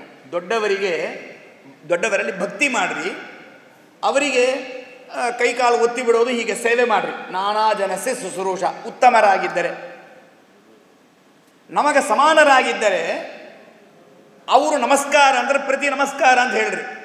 ಸಾಮಾನ್ಯ ನಮಗೆ ಆ ಬುದ್ಧಿ ಬರೋದಿಲ್ಲ. ಯಾರು ನಮಸ್ಕಾರ ಅಂದ್ರೆ ಆಶೀರ್ವಾದ ರೀ ಅಂತೇಳಿ. ನಮಗೆ ಸಮಾನರಿದ್ದರು ಅಂದರೆ ನಮಸ್ಕಾರ ಅಂದರೆ ಪ್ರತಿಯವರಿಗೆ ನಮಸ್ಕಾರ ಅಂತ ಹೇಳಬೇಕು. ಅವರಲ್ಲಿ ಪ್ರೀತಿ, ಫ್ರೆಂಡ್ಶಿಪ್, ಒಳ್ಳೆ ಮೈತ್ರಿ ಭಾವವನ್ನು ಮಾಡಿಕೊಳ್ರಿ. ಇದು ಸಮಾನರಲ್ಲಿ. ನಮಗಿಂತ ಅಧಮರಲ್ಲಿ ಅವರು ಕಷ್ಟಪಟ್ಟಾಗ ಅವರಿಗೆ ಅನ್ನಪಾನ ಕೊಟ್ಟು, ವಸ್ತ್ರ ಕೊಟ್ಟು, ಅವ್ರಿಗೇನು ಬೇಕೋ ಬೇಕಾದ ಉಪಕಾರವನ್ನು ಮತ್ತೊಬ್ಬರಿಗೆ ಮಾಡಿ ಅವರಲ್ಲಿ ದಯೆಯನ್ನು ತೋರಿಸಿ. ಇದೇ ನಾನಾ ಜನರ ಶುಶ್ರೂಷ. ಮುಕ್ತಿಯೋಗ್ಯರ ಒಳಗಾಗಿರಬೇಕು, ಸಜ್ಜನರೊಳಗಾಗಿರಬೇಕು. ನಾವು ಭೀಮಸೇನ ದೇವರ ಶಿಷ್ಯರು, ಆಚಾರ್ಯರು ಭೀಮಸೇನ ದೇವರ ಅವತಾರ. ದುರ್ಯೋಧನನಿಗೆ ಶ್ರಾದ್ದ ಮಾಡಬೇಕು ಅಂತ ಇವನ್ ಕೇಳ್ತಾನೆ, ತಂದೆ ಕೇಳ್ತಾನೆ, ನನ್ನ ಮಗನಿಗೆ ಶ್ರಾದ್ದ ಮಾಡಬೇಕು. ಧೃತರಾಷ್ಟ್ರ ಕೇಳ್ತಾನೆ, ನನ್ನ ಮಗನಿಗೆ ಶ್ರಾದ್ದ ಮಾಡಬೇಕು, ದುಡ್ಡು ಕೊಡು ಅಂತ ಕೇಳ್ತಾರೆ. ಕೊಡಲ್ಲ ಅಂದ್ಬಿಟ್ರು ಭೀಮಸೇನ ದೇವರು. ಯಾಕೆ ಅಂದರೆ ನಿನ್ನ ಮಗ ಅಯೋಗ್ಯ, ಅವನಿಗೆ ಶ್ರಾದ್ದ ಮಾಡಿ ನಾಯಾಗ ರೊಕ್ಕ ಕೊಡಬೇಕು, ಕೊಳ್ಳಾರೆ ಅಂದ್ಬಿಟ್ಟು. ಯಾಕಂದರೆ ಇದು ಎಲ್ಲ ಜನರು ಕೊಟ್ಟ ಆಸ್ತಿ. ಕರವನ್ನು ತೆಗೆದುಕೊಂಡು ಬಂದ ಕರವನ್ಮಿತೇಹೆ, ಇಲ್ಲಿ ಅದೇ ದೃಷ್ಟಾಂತ ಕೊಟ್ಟಾರೆ. ರಾಜ ಅಂತಂದ್ರೆ ರಾಜನಿಗೆ ಕರ ಕೊಡೋದು ಜನರ ಕರ್ತವ್ಯ. ಜನರಿಗೆ ಕರ್ತವ್ಯ, ರಾಜನಿಗೆ ಕರ ಕೊಡಬೇಕು, ಟ್ಯಾಕ್ಸ್ ಕಟ್ಟಬೇಕು. ಇನ್ಕಮ್ ಟ್ಯಾಕ್ಸ್, GST ಎಲ್ಲ ಬೈತಾ ಇದ್ದಾರೆ ಜನ. ಅದನ್ನು ಕೊಡಲೇಬೇಕು ಅಂತ ನಮ್ಮ ಶಾಸ್ತ್ರ ಹೇಳ್ತಾ ಇದೆ. ಸಹಕಾರಿ ಕರ್ಮೇತಿ ಕರವನ್ನಿತೇಹೇ ಆಚಾರ್ಯರು ಹೇಳ್ತಾರೆ. ಕರದಂತೆ ಅದನ್ನು ಕೊಡಲೇಬೇಕಾದದ್ದು, ಅವಶ್ಯ ಮಾಡಲೇಬೇಕು, ನಾನಾ ಜನರಿಗೆ ಉಪಕಾರ ಅಂತ. ಅದಕ್ಕೆ ಧೃತರಾಷ್ಟ್ರ ಕೇಳಿದಾಗ ಭೀಮಸೇನ ಹೇಳ್ತಾರೆ, ಕಷ್ಟಾತ್ ಕಷ್ಟತರಮ್ಯ ಅಂತೂ ಸರ್ವೇ ದುರ್ಯೋಧನಾದಯ. ವೈಷ್ಣವರ ವಿಷ್ಣು ದ್ವೇಷಿಯವ, ಅವನಿಗೆ ಹೋಗಿ ಶ್ರಾದ್ದ ಮಾಡಿ ಶ್ರಾದ್ದ ಯಾಕ್ರಿ ಮಾಡಬೇಕು? ಸದ್ಗತಿ ಆಗಲಿ ಅಂತ. ಅವನಿಗೆ ಹಂಗ್ರಿ ಸದ್ಗತಿ ಆಗೋದು ಅಂತ. ಅದಕ್ಕೆ ಕೊಡೋದಿಲ್ಲ ಅಂದ್ಬಿಡ್ತಾರೆ. ಮುಂದೆ ಅದು ಬೇರೆ ಕಥೆ ಆಗಿರಲಿ. ಆ ಪರಂಪರೆಯಲ್ಲಿ ಬಂದ ನಾವು ಎಲ್ಲ ಜನರು ವೈಷ್ಣವರ ಅಲ್ಲದೇ ಇದ್ದವರು ಕೂಡ ಸುಖವಾಗಿರಲಿ ಅಂತ ಮಾಡಲಿಕ್ಕೆ ಹೋಗಬಾರ್ದು. ಲೋಕ ಸಮಸ್ತ ಸುಖಿನೋ ಭವಂತು, ಇದೇ ಅರ್ಥ. ವೈಷ್ಣವ ಲೋಕ ಸುಖಿನೋ ಭವಂತು ಅಂತ ಅರ್ಥ. ಸಜ್ಜನರು ಒಳ್ಳೆ ಜನರು ಚೆನ್ನಾಗಿರಲಿ ಅಂತ ಅರ್ಥ. ಎಲ್ಲರೂ ಚೆನ್ನಾಗಿರಲಿ ಅಂದರೆ ಕಳ್ಳರು ಚೆನ್ನಾಗಿರೋರಿ, ಆಮೇಲೆ ಕೊಳಗಾರರು ಚೆನ್ನಾಗಿದ್ದರೆ, ಕಳ್ಳರು ಕೊಳಗಾರರು ಚೆನ್ನಾಗಿದ್ರೆ ನಾವು ನೀವು ಚೆನ್ನಾಗಿರ್ಲಿಕ್ಕೆ ಆಗೋದು. ಆಮೇಲೆ ಲೋಕ ಸಮಸ್ತ ಸಿಗಬಹುದು ಅಂದ್ರೆ ಏನು ಅರ್ಥ? ಅವಾಗ ಒಳ್ಳೆಯವರು ಚೆನ್ನಾಗಿರಬೇಕು ಅಂತ ಅರ್ಥ. ಇಲ್ಲಾಂದರೆ ಇವತ್ತು ಇರೋವರೆಲ್ಲ ಚೆನ್ನಾಗೇ ಇರ್ತಾ ಇದ್ದರೆ ನಮ್ಮ ಗತಿ ಏನಾಗಬೇಕು? ದೇವಸ್ಥಾನ ಮಠ ಎಲ್ಲ ಸತ್ಕರ್ಮ ಸನಾತನ ಧರ್ಮ ಎಲ್ಲ ಕೃಷ್ಣಾರ್ಪಣ ತರ್ಪಣ. ಇನ್ನು ಮಾಳಿ ಪಕ್ಷದಲ್ಲಿ ತಂದೆ ತಾಯಿಗಳಿಗೆ ಮಾತ್ರ ತರ್ಪಣ ಅಲ್ಲ, ಸನಾತನ ಧರ್ಮಕ್ಕೂ ಸರಿ ತರ್ಪಣ ಕೊಡಬೇಕಾದ್ದೇ. ಆಮೇಲೆ ಎಲ್ಲ ಜನರು ಚೆನ್ನಾಗಿರಲಿ ಮತ್ತು ನಾವೇ ಹೇಳ್ತಾ ಇದ್ದರೆ ಅರ್ಥ ಅಲ್ಲ. ಒಳ್ಳೆಯವರು ಚೆನ್ನಾಗಿರಬೇಕು ಅಂತಲೇ ಅರ್ಥ. ಅದಕ್ಕೆ ಆಚಾರ ಹೇಳ್ತಾರೆ, ಮುಕ್ತಿಯೋಗ್ಯರಲ್ಲಿ ಇದನ್ನು ಮಾಡಿರಿ, ಎಲ್ಲರಿಗೂ ಇದನ್ನು ಮಾಡಬಾರದು. ಮುಕ್ತಿಯೋಗ್ಯರಲ್ಲಿ ಈ ಸೇವೆಯನ್ನು ಮಾಡಿರಿ. ಆದರೆ ಇದು ಯಾರಿಗೆ ಅಂದರೆ ಅಪರೋಕ್ಷ ಜ್ಞಾನ ಬೇಕು ಅಂತ ಪ್ರಯತ್ನ ಮಾಡುವವರಿಗೆ, ಇದು ನಮ್ಮಂಗಿರೋವರಿಗೆ, ಎಲ್ಲ ಜನರಿಗೂ ಉಪಕಾರ ಮಾಡಿರಿ. ಆದರೆ ಯೋಗಾರೂಢಸ್ಯ ತಸ್ಯೈವ, ಅದೇ ಅಪರೋಕ್ಷ ಜ್ಞಾನಕ್ಕೆ ಪ್ರಯತ್ನ ಮಾಡುವವ ಅಪರೋಕ್ಷ ಜ್ಞಾನಿ ಆದರೆ ಅವರು ನಾನಾ ಜನ ಶುಶ್ರೂಷ ಮಾಡ್ತಾ ಇರಬಾರದು. ಶಮಕಾರಣ ಮುಚ್ಚತೆ, ಅವರಿಗೆ ಶಮ, ಈ ನಾನಾ ಜನರಿಗೆ ಉಪಕಾರ ಮಾಡೋದನ್ನು ನಿಲ್ಲಿಸ್ಕೊಳ್ಳಬೇಕು. ಅವರು ಅದನ್ನು ಮಾಡೋದಿಲ್ಲ, ಅದನ್ನು ಮಾಡಲಿಕ್ಕೆ ಹೋಗೋದಿಲ್ಲ, ಮಾಡಬಾರದು. ಮತ್ತೇನು ಮಾಡಬೇಕಂದ್ರೆ ಯೋಗಸ್ಥೇನ ಹರವು ಸ್ಥಿತಿ. ಶ್ರೀಮದಾಚಾರ್ಯ ಹೇಳ್ತಾರೆ, ಭಗವಂತನ ಅಪರೋಕ್ಷ ಜ್ಞಾನ ಯೋಗದಲ್ಲಿ ಇದ್ದವರು, ಅಪರೋಕ್ಷ ಜ್ಞಾನವನ್ನು ಪಡೆದವರು ನಾನಾ ಜನರ ಶುಶ್ರೂಷೆಗೆ ಬರೋದಿಲ್ಲ. ಅದಕ್ಕೆ ನೋಡಿ ಹಿರಿಯವರೆಲ್ಲ ಹೇಳ್ತಿದ್ರು, ರಾಘವೇಂದ್ರ ಸ್ವಾಮಿಗಳು ಇದೆ, ಅವ್ರ ಹೆಸರೇ ಭಾಳ, ಎಲ್ಲ ಜನರು ಎಲ್ಲರಿಗೂ ಉಪಕಾರ ಮಾಡ್ತಾರೆ, ಜಾತಿ ಮತ ಭೇದ ಇಲ್ಲ ಅಂತ ಅನುಗ್ರಹ ಮಾಡ್ತಾರೆ ಅಂದ್ಬಿಡ್ತಾರೆ. ನಂಗೆ ನಿಜವೇ ಅರ್ಥ ಆಗೋದಿಲ್ಲ. ಜಾತಿ ಮತ ಭೇದ ಇದೆ, ಅದಕ್ಕೆ ಉಂಟಾದ ಕರ್ಮಗಳ ಅನುಷ್ಠಾನ ಅವರವರು ಸೋಚಿತ ಕರ್ಮಗಳನ್ನು ಮಾಡಬೇಕು ಅಂತ ಹೇಳಿದವರೇ ರಾಘವೇಂದ್ರ ಸ್ವಾಮಿಗಳು ವಿವೃತ್ತಿಯಲ್ಲಿ. ನಾವು ಅವರ ಹತ್ರನೇ ಹೋಗಿ ತಿರುಣವೇಲಿಕೆ ಅಲ್ವಾ ಹಂಗೆ, ನಾವು ಅವರ ಹತ್ರನೇ ಹೋಗಿ ಭೇದ ಇಲ್ಲಂಗೆ ಮಾಡ್ತೇವೆ ಅಂತ ಇರ್ತೇವೆ. ಇರಲಿ, ಅದಕ್ಕೆ ಹೇಳ್ತಾ ಇದ್ದಾರಲ್ಲಿ ಅಪರೋಕ್ಷ ಜ್ಞಾನಿಗಳಾದವರು ಈ ನಾನಾ ಜನರ ಶುಶ್ರೂಷೆಗೆ ಬರಬೇಕಾಗಿಲ್ಲ. ಸಣ್ಣ ಚಿಕ್ಕ ಉದಾಹರಣೆ, ನಾವು ಬೀದಿಲಿ ಹೋಗ್ತಾ ಇರೋ ಕಾಲಕ್ಕೆ ಯಾರೋ ಒಬ್ಬರು ಮೂರ್ಛೆ ಕೆಳಗೆ ಬಿದ್ದುಬಿಡ್ತಾರೆ, ಯಾರೋ ಹಾದಿಯಲ್ಲಿ ಹೋಗೋಣ. ಬರೀ ಲೌಕಿಕವಾದ ಧಾರ್ಮಿಕ ನಾನು ಉತ್ತರ ಹೇಳ್ತಾ ಇಲ್ಲ, ಧಾರ್ಮಿಕವಾದ ದೃಷ್ಟಾಂತ ಅತಿ ಲೌಕಿಕವಾದ ಉದಾಹರಣೆ. ಯಾವನೋ ಕೆಳಗೆ ಬಿದ್ದುಬಿಡ್ತಾನೆ ಮೂರ್ಛೆಯಾಗಿ, ತಕ್ಷಣ ಅಕ್ಕಪಕ್ಕದಲ್ಲಿದ್ದವರು ಅವನು ಹೋಗಿ ಪಾಪ ಎಬ್ಬಿಸಿ ನೀರು ಕೊಡಿಸಿ, ಏನಪ್ಪ ಆರಾಮಿದೆಯಾ, ಎಲ್ಲಿ ಹೋಗಬೇಕು, ನಾನು ಕರ್ಕೊಂಡೋಗಿ ಬಿಡ್ತೇನೆ ಮನೆಗೆ ಅಂತ ಹೇಳಿ ಕರ್ಕೊಂಡೋಗಿ ಬಿಟ್ಬಿಡ್ತಾರೆ. ಇದು ಸಾಮಾನ್ಯ ಜನರು ಮಾಡೋದು, ಇದು ನಾವು ನೀವು ಮಾಡ್ಬೋದು, ತೊಂದರೆ ಇಲ್ಲ, ಮಾಡಬೇಕು. ಒಬ್ಬ ದೊಡ್ಡ ಸರ್ಜನ್, ಆಪ್ರೇಷನ್ ಮಾಡಿದ ಕಾರ್ಡಿಯಾಕ್ ಸರ್ಜನ್ ಒಬ್ಬನು, ಅವನು ಅಲ್ಲೇ ಬರ್ತಾ ಇದ್ದಾನೆ. ಅವನು ಆಪ್ರೇಷನ್ಗೆ ಹೋಗ್ತಾ ಇದ್ದಾನೆ, ಅವನೊಬ್ಬರಿಗೆ ಅಟ್ಯಾಕ್ ಆಗಿದೆ, ಬೈಪಾಸ್ ಆಪ್ರೇಷನ್ ಮಾಡಬೇಕು, ಹಾಸ್ಪಿಟಲ್ಗೆ ಹೋಗ್ತಾ ಇದ್ದಾನೆ. ಅವನು ಬರುವಾಗ ಅವನೊಬ್ಬ ಕೆಳಗೆ ಬಿದ್ದ, ಮೂರ್ಛೆಯಾಗಿ ಬಿದ್ದುಬಿಟ್ಟ. ಆವಾಗ ಡಾಕ್ಟ್ರ್ ಏನು ಮಾಡಬೇಕಂದ್ರೆ ಈ ಮೂರ್ಛೆಯಾಗಿ ಬಿದ್ದವನನ್ನು ಎಬ್ಬಿಸಿ ನೀರು ಹೊಡೆದು ಸೋಡಾ ಕೊಡಿಸಿ, ಏನಪ್ಪ ಚೆನ್ನಾಗಿದೆಯಾ ಅಂತ ಅವನ ಮನೆಗೆ ಹೋಗಿ ಡ್ರಾಪ್, ಕಾರಲ್ಲಿ ಬಂದಿದ್ದಾನಲ್ಲ ಡಾಕ್ಟ್ರು, ಮನೇಲಿ ಡ್ರಾಪ್ ಮಾಡಿಕೊಂಡು ಆಮೇಲೆ ಆಪ್ರೇಷನ್ಗೆ ಹೋಗಲಾವ. ಅಲ್ಲಿ ಅವ ಇದೆಲ್ಲ ಮುಗಿಸ್ಕೊಂಡು ಆಪ್ರೇಷನ್ ಮಾಡೋ ಅವಶ್ಯಕತೆ ಇಲ್ಲ, ಅವಾಗ ಹೋಗಿರ್ತಾನೆ ಆಮೇಲೆ. ಹಾಗಾದರೆ ಮೂರ್ಛೆಯಾಗಿ ಕಳಬಿದ್ದವರಿಗೆ ಉಪಕಾರ ಮಾಡಿ ಅಂತ ಅನ್ನೋದು ನಮ್ಮಂಗಿರೋವ್ರ ಕೆಲಸ. ಅದು ಡಾಕ್ಟ್ರಿಗೆ ಅದು ಕೆಲಸ ಅಲ್ಲ, ಸರ್ಜನಿಗೆ ಅದು ಕೆಲಸ ಅಲ್ಲ. ಆಪ್ರೇಷನ್ ಥಿಯೇಟ್ರಿಗೆ ಹೋಗ್ತಾ ಇರೋವನಿಗೆ ಅವ ಯಾರ ನೋಡ್ರಪ್ಪ ಅಂತ ಅವನು ಡಾಕ್ಟ್ರ್ ಆಪ್ರೇಷನ್ ಮಾಡಲಿಕ್ಕೆ ಹೋಗ್ತಾನೆ. ಹಾಗೆ ಆ ಸರ್ಜಂತರ ಇರೋರು ಸತ್ಯನಾಥರು, ರಾಘವೇಂದ್ರ ಸ್ವಾಮಿಗಳು ಮೊದಲಾದವರಲ್ಲ. ಅವರಿಗೆ ಈ ಕೆಲ ಯಾರಿಗೆ ಮಕ್ಕಳಿಲ್ಲ, ಯಾರಿಗೆ ಮನೆ ಇಲ್ಲ, ಯಾರಿಗೆ ಉದ್ಯೋಗ ಇಲ್ಲ ಅಂತ ನೋಡ್ಕೊಂಡು ಕೇಳ್ತಾ ಇರೋದಷ್ಟೇ ಅವರ ಕೆಲಸ ಅಲ್ಲ. ಅದು ಕೊಡ್ತಾರೆ, ಇಲ್ಲ ಅಂತ ಇಲ್ಲ, ಅದನ್ನು ಮಾಡ್ತಾರೆ. ಸುಮ್ಮನೆ ಯಾವಾಗಲೂ ಒಂದು ಟೈಮ್ ಪಾಸಿಗೆ ಅದನ್ನು ಮಾಡಬಹುದು. ಟೈಮ್ ಪಾಸ್ ಆಗೋದೇ ಅದರಿಂದ ಅಂತ ಇಟ್ಕೋಬಾರ್ದು. ಅದಕ್ಕೆ ಅಂತ ಅದನ್ನು ಯಾರಿಗೋ ಒಬ್ಬರಿಗೆ ಮಾಡ್ತಾರೆ. ಅದು ಯಾರಿಗೆ ಮಾಡೋರು? ತುಂಬ ಬೇಕಾದವರಿಗೆ ಮಾಡ್ತಾರೆ. ದೇವರ ಭಕ್ತರು, ವೈಷ್ಣವರು, ಆಚಾರ್ಯಶಾಸ್ತ್ರ ಓದ್ತಾರಂದ್ರೆ ಮಾಡೋರು. ಸುಮ್ಮನೆ ಪಾಪ ರಸೀದಿ ಕೊಟ್ಟು ರೊಕ್ಕ ಹಾಕಿದವರೆಲ್ಲ ಇವರು ಅನುಗ್ರಹ ಮಾಡ್ತಾ ಇದ್ದಾರೆ ಅಂದರೆ ಅವರು ಬಿಸ್ನೆಸ್ ಮ್ಯಾನ್ ಆಗಿಬಿಡ್ತಾರೆ. ಆಮೇಲೆ ಅವ್ರಿಗೂ ರೊಕ್ಕ ಕೊಟ್ಟದಕ್ಕೆಲ್ಲ ಮಾಡ್ತಾರಂದ್ರೆ ಏನು ಅರ್ಥ? ಅವಾಗ ರೊಕ್ಕ ಕೊಟ್ಟವರೆಲ್ಲ ಭಕ್ತರು ಅಂತ ಆಗಿಬಿಡ್ತಾರೆ ಆಮೇಲೆ. ಹಾಗಾಗೋದಿಲ್ಲ. ಅದಕ್ಕೆ ಶಮಕಾರಣ ಮುಚ್ಚಿದೆ. ಯಾರಿಗೆ? ಯೋಗಾರೂಢ ಸತಸೇವ. ಅವರು ಅಂಥ ಅಪರೋಕ್ಷ ಜ್ಞಾನಿಗಳು ಇಂಥ ಕರ್ಮವನ್ನು ಮಾಡಬಾರ್ದು. ಅವ್ರೇನು ಮಾಡ್ತಾರಂದ್ರೆ ಧ್ಯಾನಾಸಕ್ತರಾಗಿರಬೇಕು. ಶಮಕಾರಣ ಮುಚ್ಯತೆ. ಸತ್ಯನಾಥರು ಅತಿ ಸುಂದರವಾಗಿ ವ್ಯಾಖ್ಯಾನ ಮಾಡ್ತಾರೆ. ಇದೀಗ ಹೇಳಿದೆ, ಶಮ ಎಂಬ ಒಂದು ಶಬ್ದಕ್ಕೆ ಉಪಶಮ, ಮುಗಿಸ್ಕೊಳ್ಳೋದು ಅಂತ ಅರ್ಥ. ಅದೇ ಹೇಳಿದೆ ಉಪನ್ಯಾಸನ ಬೇಗ ಮುಗಿಸ್ರಿ ಅಂತ. ಉಪಶಮ ಮುಗಿಸೋದು ಅಂತ ಒಂದು ಅರ್ಥ. ಆದರೆ ಭಾಗವತ ಹೇಳ್ತಾ ಇದೆ, ಶಮೋ ಮನ್ನಿಷ್ಠತಾ ಬುದ್ಧೇಹೇ ದಮ ಇಂದ್ರಿಯ ನಿಗ್ರಹ ಅಂತ. ಶಮ ಎಂಬ ಶಬ್ದಕ್ಕೆ ಭಗವಂತನ ನಿಷ್ಠ ಅಂತ ಅರ್ಥ ಇದೆ. ಶಮ ಎಂಬ ಶಬ್ದಕ್ಕೆ ಆಚಾರ್ಯರು ಇಲ್ಲೇ ಮುಂದೆ ಹೇಳುವಾಗ ಸಿದ್ಧೋಪಾಯೇನ ವಿಷ್ಣೋಸ್ತು ಧ್ಯಾನ ಧ್ಯಾನ ವ್ಯಾಖ್ಯಾರ್ಚನಾಧಿಕಂ. ಅಪರೋಕ್ಷ ಜ್ಞಾನಿಗಳ ಕೆಲಸ ಏನಾವಾಗ ಅಂತಂದರೆ, ಅಪರೋಕ್ಷ ಜ್ಞಾನ ಪಡೆದಿರ್ತಾರೆ, ಯಾವಾಗಲೂ ಅಸಂಪ್ರಜ್ಞಾನ ಸಮಾಧಿಲಿರ್ತಾರೆ. ಬೇರೆ ಸಂದರ್ಭದಲ್ಲಿ ಏನು ಮಾಡಬೇಕವರು ಅಂದರೆ ಭಗವಂತನ ಪೂಜೆ ಮಾಡ್ತಾರೆ, ವ್ಯಾಖ್ಯಾನ ಮಾಡ್ತಾರೆ, ಪಾಠ ಹೇಳ್ತಾರಂತೆ. ಪಾಠ ಹೇಳೋದು ಅವರ ಕೆಲಸ. ನಮ್ಮ ಸ್ವಾಮಿಗಳು ನೋಡು, ಪಾಠ ಹೇಳೋದು ದೊಡ್ಡ ಕೆಲಸ, ರಾಮದೇವರ ಪೂಜೆ ಮಾಡೋದು ಇನ್ನೂ ದೊಡ್ಡ ಕೆಲಸ.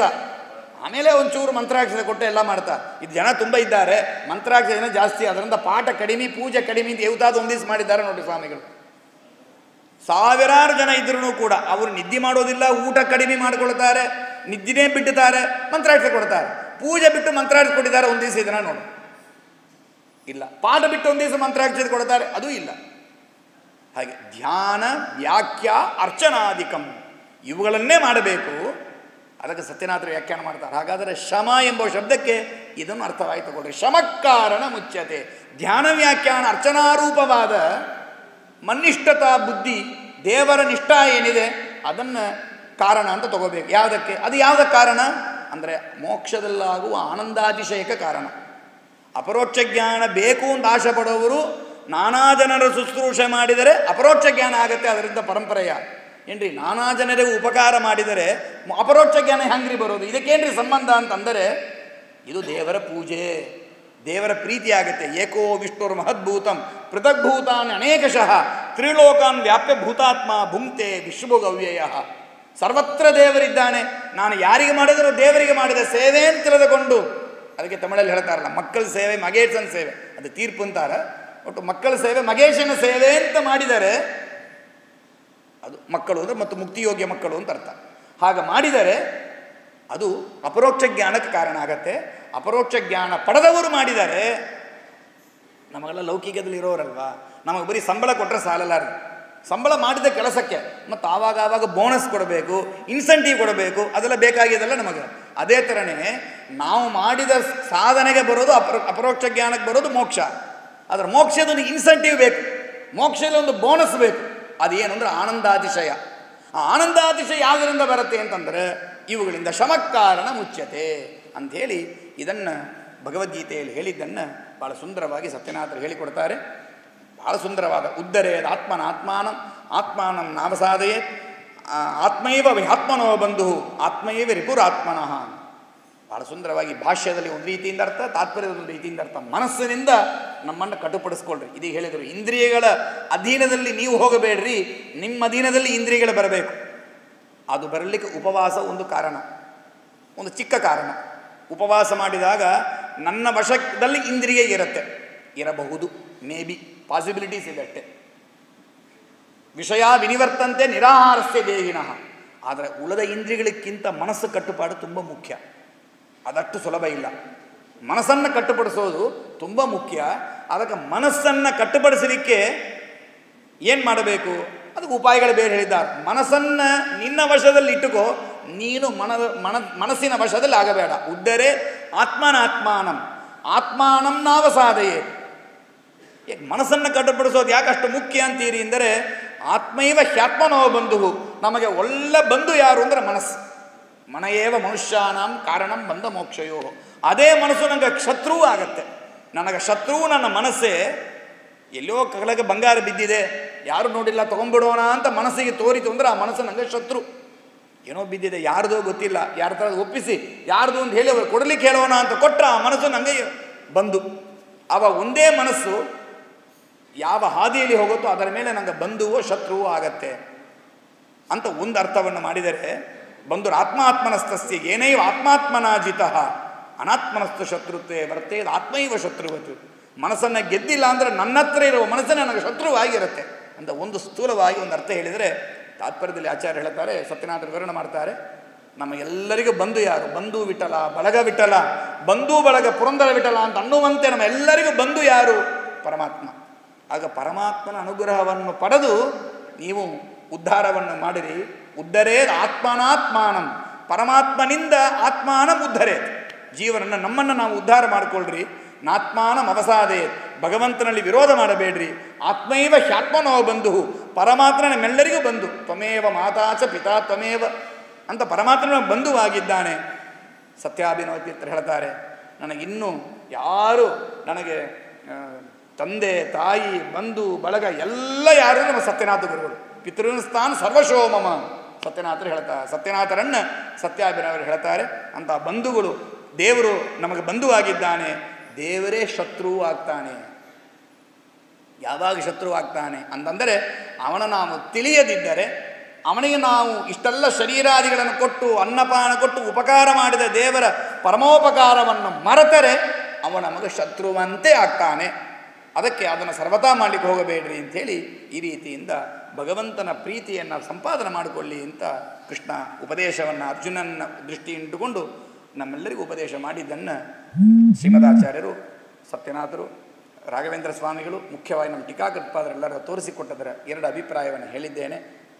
ಅದಕ್ಕೆ ನಮ್ಮ ಎಲ್ಲರ ಬಂಧುಗಳಾಗಿ ನಮ್ಮ ಮಹಾಸ್ವಾಮಿಗಳು, ನಾವೆಲ್ಲ ಸತ್ಯನಾಥರ ಮಹಿಮೆ ಕೇಳುತ್ತೇವೆ, ರಾಘವೇಂದ್ರ ಸ್ವಾಮಿ ಮಹಿಮೆ ಕೇಳುತ್ತೇವೆ, ವಾದಿರಾಜರು, ವ್ಯಾಸರಾಜರು, ರಘುತ್ತಮರು, ಒಬ್ಬೊಬ್ಬರ ಮಹಿಮೆ ಕೇಳುತ್ತೇವೆ. ಕೇಳುವಾಗಲೂ ಒಂದು ಆಶೆ ಇರುತ್ತೆ, ಅವ್ರ ಕಾಲದ ನಾವು ಇದ್ದಿಲ್ಲಲ್ಲ, ನಾವು ಅವರನ್ನು ನೋಡಿಲ್ಲಲ್ಲ, ಅವ್ರ ಜೊತೆ ಇದ್ದಿದ್ರೆ ಹ್ಯಾಂಗೆ ಇದ್ದಿರೋದು ಅಂತ ಒಂದು ಅಪೇಕ್ಷೆ ಇರಬಹುದು. ನನಗಂತೂ ಇದೆ, ಎಲ್ಲರಿಗೂ ಇರ್ತದಂತ ಭಾವಿಸ್ತೇವೆ. ಆದರೆ ಆ ಎಲ್ಲ ಸಮಾಧಾನವನ್ನು ನಮ್ಮ ಸ್ವಾಮಿಗಳನ್ನು ನೋಡಿದಾಗ ಅದು ಪೂರ್ಣ ಸಮಾಧಾನ ಆಗತ್ತೆ. ನಮ್ಮ ಇಡೀ ಜನ್ಮದಲ್ಲಿ ಒಂದು ಆಚರಣೆ ಮಾಡೋಣ. ಆಚಾರ್ಯರು ಎರಡು ತೋರಿಸಿದ್ದಾರೆ, ಎರಡು ಬೇಡ, ಅಟ್ಲೀಸ್ಟ್ ಒಂದನ್ನು ಮಾಡೋಣ ಅಷ್ಟೇ. ಇದು ಒಂದು, ಅವ್ರು ಏನು ಹೇಳ್ತಾರೋ ಅದನ್ನು ಕೇಳೋಣ, ಇನ್ನೇನು ಬೇಡ. ನಮ್ಮ ಜೀವನ ಉದ್ಧಾರ ಆಗಲಿಕ್ಕೆ ಇದು ಒಂದೇ ಆದಿ, ಇನ್ನೇನಿಲ್ಲ. ದೇವರು ಅದಕ್ಕೆ ಒಂದು ತೋರಿಸ್ತಾನೆ. ಆಚಾರ್ಯರು ಎರಡು ತೋರಿಸಿದರು. ನೋಡಪ್ಪ, ನನ್ನ ಮಾತು ಕೇಳು, ದೇವರ ಮಾತು ಕೇಳು ಅಂತ. ದೇವರು ಒಂದೇ ತೋರಿಸ್ತಾನೆ. ನಿಮ್ಮ ಗುರುಗಳ ಮಾತನ್ನು ಕೇಳಿಬಿಡಿ, ಏನು ಮಾಡಬೇಡ್ರಿ ಅಂತ. ಅದು ಆಹ್ವಾನ ಮುದ್ರ ಅಂತ ಕರೀತಾರೆ, ದೇವರದು ಆಹ್ವಾನ ಮುದ್ರ ಅಂತ. ಅದಕ್ಕೆ ಒಂದೇ ಮಾತು ದೇವರದು, ಏನಂತಂದರೆ ನಿಮ್ಮ ಗುರುಗಳು ಏನು ಹೇಳ್ತಾರೋ ಅದನ್ನು ಕೇಳ್ರಿ ಅಂತ ಸತ್ಯಾಭಿನವ ತೀರ್ಥರು ಹೇಳ್ತಾರೆ. ಹಿಂದೆ ಒಂದು ಘಟನೆ ಹೇಳಿದನಲ್ಲ, ಆ ಗುರುಗಳನ್ನು ಮರೆತಿದ್ದೆ, ಅದಕ್ಕೆ ನನಗೆ ಇಷ್ಟೆಲ್ಲ ಆಯಿತು ಅಂತ ಗಲ್ಲ ಮಾಡಿಕೊಂಡ್ರು, ನಮ್ಮ ಗುರುಗಳದ್ದೇ ನನಗಂತ ತಿಳ್ಕೊಂಡ್ರು ಅಂತ ಆ ಸಂದರ್ಭದಲ್ಲಿ ಹೇಳ್ತಾರೆ ಸ್ವಾಮಿಗಳು, ಸತ್ಯಾಭಿನವರು. ನನ್ನ ಗುರುಗಳ ಮಹಿಮೆಯನ್ನು ಇದ್ದದ್ದನ್ನು ನಾನು ಹೇಳಿದ್ದಕ್ಕೆ ಈ ಮಾತು ಕೇಳಿ ರಾಮಚಂದ್ರ ದೇವರು ನರ್ತನಾಡ್ತಾ ಇದ್ದಾನೆ ಸಂತೋಷದಲ್ಲಿ ಅಂತ ಆ ಮಾತನ್ನು ಹೇಳ್ತಾರೆ. ಆಗ ಗುರುಗಳು ಸಂತೋಷ ಪಟ್ಟರೆ ಅದೇ ದೇವರ ಸಂತೋಷ ಅಂತ ಅರ್ಥ. ಆ ಗುರುಗಳು ಇನ್ಯಾವುದು ನಾವು ಹಣ ಕೊಡೋದ್ರಿಂದ ಅವರಿಗೆ ಸಂತೋಷ ಆಗಲ್ಲ, ಅಷ್ಟು ದೊಡ್ಡ ಸಂತೋಷ ಆಗಲ್ಲ. ಏನೋ ಮಾಡಿದ್ದಾನೆ ಸೇವೆ ಅಂತ ಅಷ್ಟೇ ಮಾಡ್ತಾರೆ, ಸ್ವಲ್ಪ ಸಾಮಾನ್ಯ ಲಕ್ಷ್ಯ ಕೊಡ್ತಾರೆ ಅಷ್ಟೇ. ಆದರೆ ನಾವು ಧರ್ಮ ಮಾರ್ಗದಲ್ಲಿ ಇದ್ದರೆ ತುಂಬ ಸಂತೋಷ ಪಡ್ತಾರೆ. ಇನ್ನು ಶಾಸ್ತ್ರ ಪಾಠ ಪ್ರವಚನ ಇದರಲ್ಲಿ ಇದ್ಬಿಟ್ರೆ ನಮ್ಮ ಮೇಲೆ ಅತ್ಯಂತ ಪ್ರೀತಿಯನ್ನು ಮಾಡ್ತಾರೆ. ಅದು ಸ್ವಾಮಿಗಳ ದೊಡ್ಡ ಗುಣ ಇದೆ. ಅವರ ಮಾತನ್ನು ಕೇಳೋಣ. ನಮ್ಮ ಶಾಸ್ತ್ರ ಮಾರ್ಗದಲ್ಲಿ ಧರ್ಮ ಮಾರ್ಗದಲ್ಲಿ ಇದ್ದು ಗುರುಗಳ ಸತ್ಯನಾಥರಂಥ ಗುರುಗಳ ಕೃಪಾವಿಗೆ ಪಾತ್ರರಾಗೋಣ, ಭಗವಂತನಿಗೆ ಬೇಕಾದವರಾಗಿ ಆಗೋಣ ಅಂತ ಹೇಳ್ತಾ ಎರಡು ಮಾತನ್ನು ಮುಗಿಸ್ತೇನೆ. ಕೃಷ್ಣಾರ್ಪಣಮಸ್ತವೇ ನಮಃ. ಸರ್ವೇಂದ್ರಿಯ ಶ್ರೀ ಪ್ರಾಣಪತಿನೇರಿತ ಯದವೋಚಹಂ ದೇವ ಪುರುಷೋತ್ತಮ.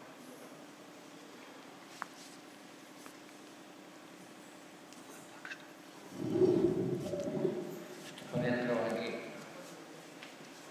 ಗೀತಾಚಾರ್ಯನ ಅಭಿಪ್ರಾಯವನ್ನು ತಿಳಿಸಿಕೊಟ್ಟಂತಹ